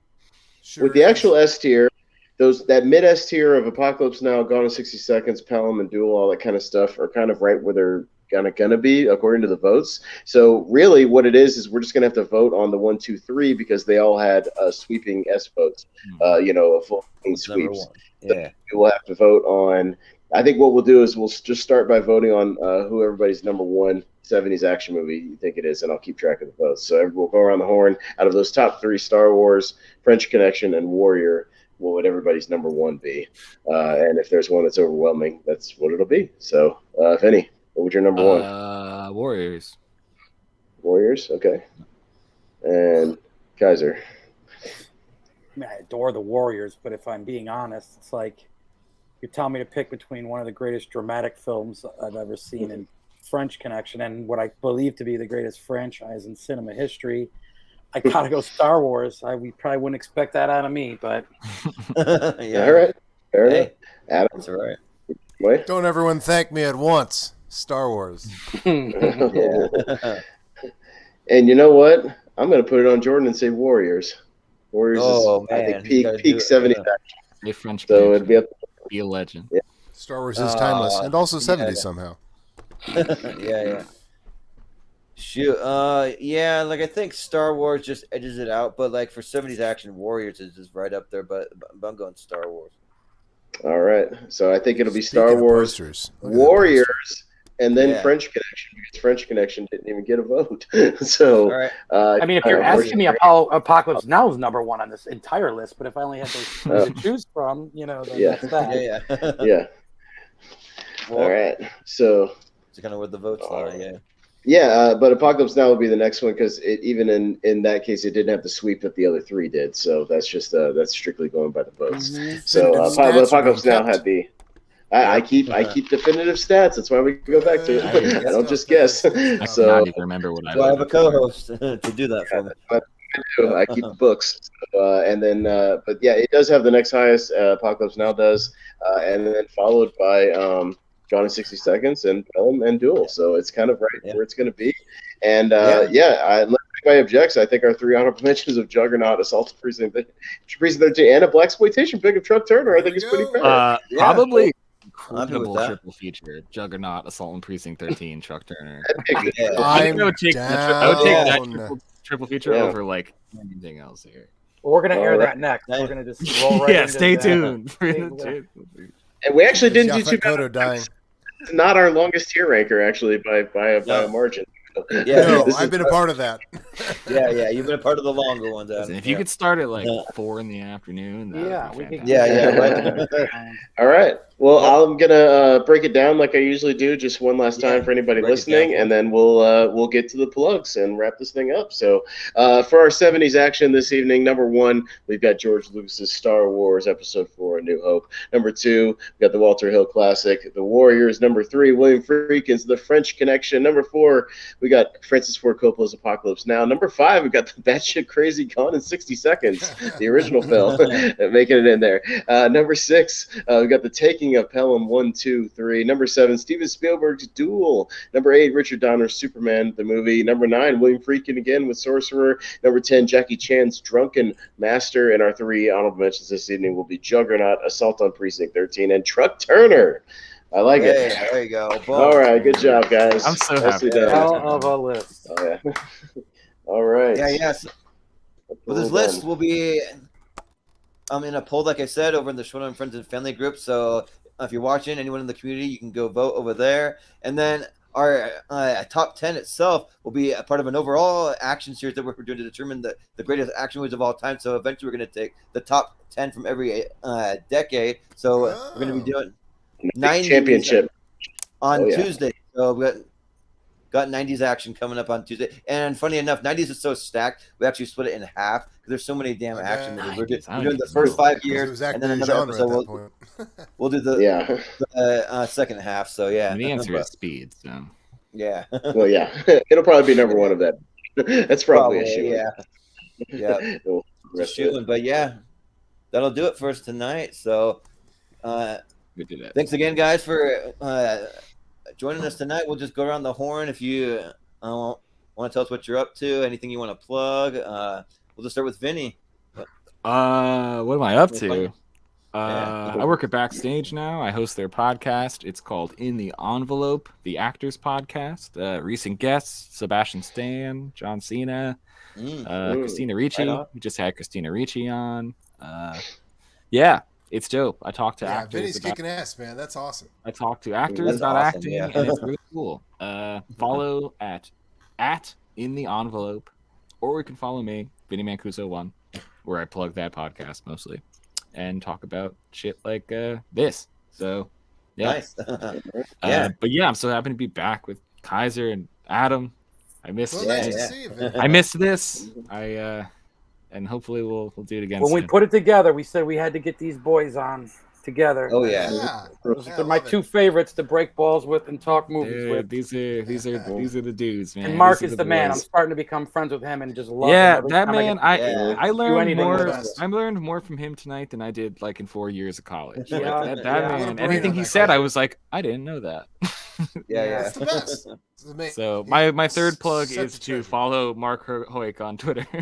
Please follow Marc Edward Hueck. Oh He's got a bunch of podcasts and shit too. Yeah, go follow him on Twitter and find out what he's going on, because he's always doing something wacky on online. We love him. He's a great guy. He's got a blog. He's got all kinds of stuff. He writes for newspapers. All that. He writes for the he's a writer website. Beverly. So go check that out. I missed the new Beverly. That's every time I follow them on Twitter, and every time they post their like programming, I'm like, I gotta be back. I've threatened to move from Los Angeles, and every time a new Beverly calendar comes out, it's tough. No, I guess not. But Kaiser, where can we find you? I would like to plug my motorcycle gang, the Black Widows. We're looking for a guy named Philo Beto. He came through town a few hours ago. Rolls around with a chimp. Doesn't say much. If you see anything, say something. Guy owes us money. He beat the shit out of my buddy Chola as one of the guys in the gang. Ken Kaiser definitely sat you down and showed you that movie. Every one of them, every which way, every sideways. I was like, Then he introduced me to Charles Bronson and everything changed. So, Kaiser should finish that trilogy in his old age. Like his last movie should be a new Any Which Way But Loose. Really Philo funny Beto if that movie. was the last movie. Yeah, right. His final movie. At 98 years old. Right. He died doing it, That's just great. like Gone in 60 Seconds. Yeah. Too. Instead of bringing back Goose's son, they can bring back Clyde's son. He went out doing what he loved, making everyone. Playing Philo Beto. We're looking for Philo Beto. That's what I'd like to plug. And plug just hanging out with all of you because it was a shitload of fun and I love doing this with you guys. Oh, yeah. Yeah, hell yeah. Yeah. Thank Always a you good for time. Yeah, but Adam, where can we find you? If you enjoyed this talk about Apocalypse Now, why there's plenty more talk to be listened to. I subscribed. I'm going to listen to it. Vinny, it's a tough. It gets. God. Look up the movie guys. Ford Fiesta, where we cover every single Harrison Ford movie, including the 1979 Harrison Ford movie. Harrison Ford put out 4 movies that year. This is the 4th of them that we're talking about before we move on to The Empire Strikes Back with Chance Ellison. But we brought in John Kaiser. We took 8 hours to watch the movie, which was enough. Thank you very much. Which is enough time to drink quite a few beers. And aside from that, Paul Preston and I do some back and forth describing the plot. That's very fun, very funny. And subscribe to that. We're all fine podcasts. One last thing on the Ford Fiesta. Then you're gonna love at one point when Preston's trying to introduce the thing. He's like, "We were here a long time. It's a 4.5 hour movie. Beers were drank." And then he goes, "We ate twice." 4 hours long time. Bro, he was crushing dinner. That's so funny. It captures the whole day. Very rarely does a podcast capture an entire experience, but this one does. Well, the whole thing was, I was like, I'm going to bring some of these Kolsch beers that I know WIT loves. I was supposed to take some home. And then he was supposed to take the rest home, but that never happened. I was trying to give him a parting gift. So good. You know? It was a good time. So, listen to that. The Ford Fiesta. Yep. Podcast. There you go. Now with Kaiser. All right. Yeah. But Austin, where can we find you? Me and Henry Confidential over on his channel do a show called Let's Rank Stuff, where we just rank whatever the hell we want to rank. So we're doing ranking maniac. This guy. Can't stop. With the here this week on Wednesday, so that'll be fun. Podcast about movies here on the Movie Radio Network. Me and Jacob Barber, we're talking about the Jurassic franchise on Saturday, including the newest one, and then Lonely Marc's wrestling podcast on Thursday night as well. So I got a show damn near every night, including all this shit. So always watching something. Yeah. Yep. Always, yeah. If you find Philo Beto, if you find him, let me know. We'll keep you posted, yeah. But you can find us on all the social medias at Movie Hero 2121, and then you can find me doing a couple of things that I just kind of started doing. I started doing a snack review series called Snack Hero, where I review just random snacks like this here. It's a Mountain Dew Baja Gold that's new. I just How is it? Review. Jordan, What order is it on? Jordan, I got a feeling your primary care physician is going to talk you off of doing that show. My guest on Monday will be my primary care physician. We're going to be ranking my various illnesses. He's going to be ranking my blood level, my blood sugar level.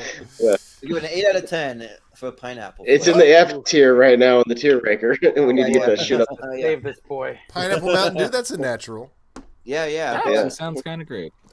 Yeah, but I'm also going to start doing some gaming on the channel. It won't start for about 3 weeks, but I got the whole setup about ready to go for that.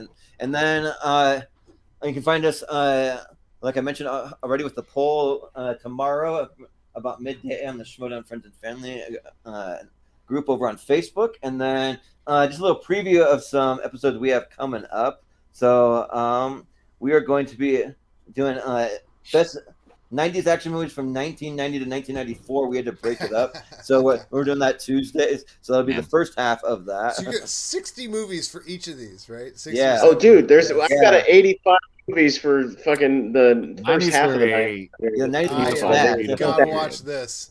For action. Stacked. But we're also doing a tournament fight battles for our favorite comedians working today. So it has to be somebody who's done stand-up or had a special within the last 5 years is what we're going to be doing. Paul F. Tompkins, get him on the list. He's my favorite. Yeah. For sure, yeah. And then we're going to be doing... Michelle Wolf. Yep. That crushed. Murder. Yeah. We're going to be doing part 2 of a friend of the show, Jacob Barber, top 128 movies. We did a 3-part series for him. So this is part 2. So we're working our way through it. We're going to have a championship half bracket when we finally get there, just to make it a little shorter. So we're going to do that. And then when the show ends directly after they run the trailer again. It's about 20 minutes. You can watch the opening to the show. If you missed it, time around. Good. Exactly. But we got a couple tournament fight versus coming up. We got Best Sly versus Arnie coming up, and we have Best Seinfeld characters versus Friends characters. We're doing that. So we're gonna do 64. So we're gonna get into the obscure ones. We'll do all of that, and then we have and then we have Mr. Austin Pez here. We're gonna be doing his top 128 series coming up in a couple weeks here, and then we have Best TV sitcoms of the 70s or maybe a little earlier. We might dive into a little bit. We're going to kind of see, but we've been also doing a sitcom series, so we'll be doing that. Sitcoms of the 70s. You got like 60 of those. Wow. Yeah. So there's a lot. There's a lot more than you would think. Marc Edward Hoyt's coming back on for that one. Talk some more 70s. Man. Well, he's gonna have he's gonna be able to dish on Chico and the Man and what went on behind the set. I've been watching Maude on local TV, like on antenna TV. Sanford and Son, all that stuff. Yeah.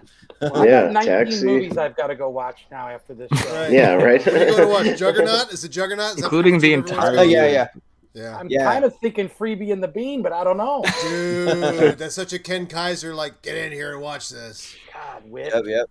I'm lost. Yeah, watch the trailer. It's so you. Oh, by the way, we didn't mention Hickey and Boggs, which I got to see at the New Beverly as well. I got to tell you, this is a movie I did not know exists. I love Robert Culp because I was a big fan of Greatest American Hero as a kid. Oh, yeah. Robert Culp, Tarantino programmed a whole month of Robert Culp projects and movies. Yeah. And they kept playing all these like March of Dimes ads he'd do. And he's such a cool dude. So this is the stars of I Spy. And they made one movie, Robert Culp's only movie. And this thing plays like a weird David Mamet play in terms of dialogue. Like they are ostensibly getting to the bottom of some crime, but really there's this existential thing of like, what's it worth in life to even try? That goes through the whole thing. I believe it's written and directed by Robert Culp. It plays like a weird existential David Mamet play. And there's all these like weird repeated lines. It's almost like Coen Brothers like. It is cool. It's a cool film. Granted, we don't like Bill Cosby anymore for his indiscretions. Written by Walter Hill. That's right. And the another Walter. Yeah, Walter Hill. And the tagline once again is S tier tagline. I recommend everyone look up the poster for Hickey and Boggs. It's a cool film. Yeah. It is a cool film. It is like just a Tarantino style film. Like it's just like there's something very odd about it. And I can't believe I didn't know it existed. And then I saw it in the theater and I was like, what did I just see? Yeah, written by Walter Hill. Who knew? I know what I'm going to watch. Ed Asner on Celebrity Bowling. Done. There you go. Watch that. Done. Yeah. On Tubi. Tubi. Now, Hickey and Boggs, I don't know where the fuck you find that movie. Honestly, probably Tubi. A garage sale. Probably. Yeah, right. You find it on VHS or Laserdisc on a garage sale. Yeah. But yeah, that'll do it for us tonight, though. Thanks again, guys, for joining us. I appreciate it. It's a fun time. So, if you ever hear of any topics that you like, you want to come back, if you have any ideas, we'll do more of these episodes anytime for you guys. So we love having you guys on. So just let us know. So, but yeah, Hickey and Bob on YouTube as of 6 months ago. Somebody uploaded. All right, there you go. Uploaded by John Kaiser. Yeah, right. yeah. The biggest Walter Hill shill on the planet. Yep. But yeah, that'll do it. So for Vinny, for John, for Adam, for Marc Edward Hueck, for Austin, I've been Jordan, the movie hero Anderson, and we will see you next time.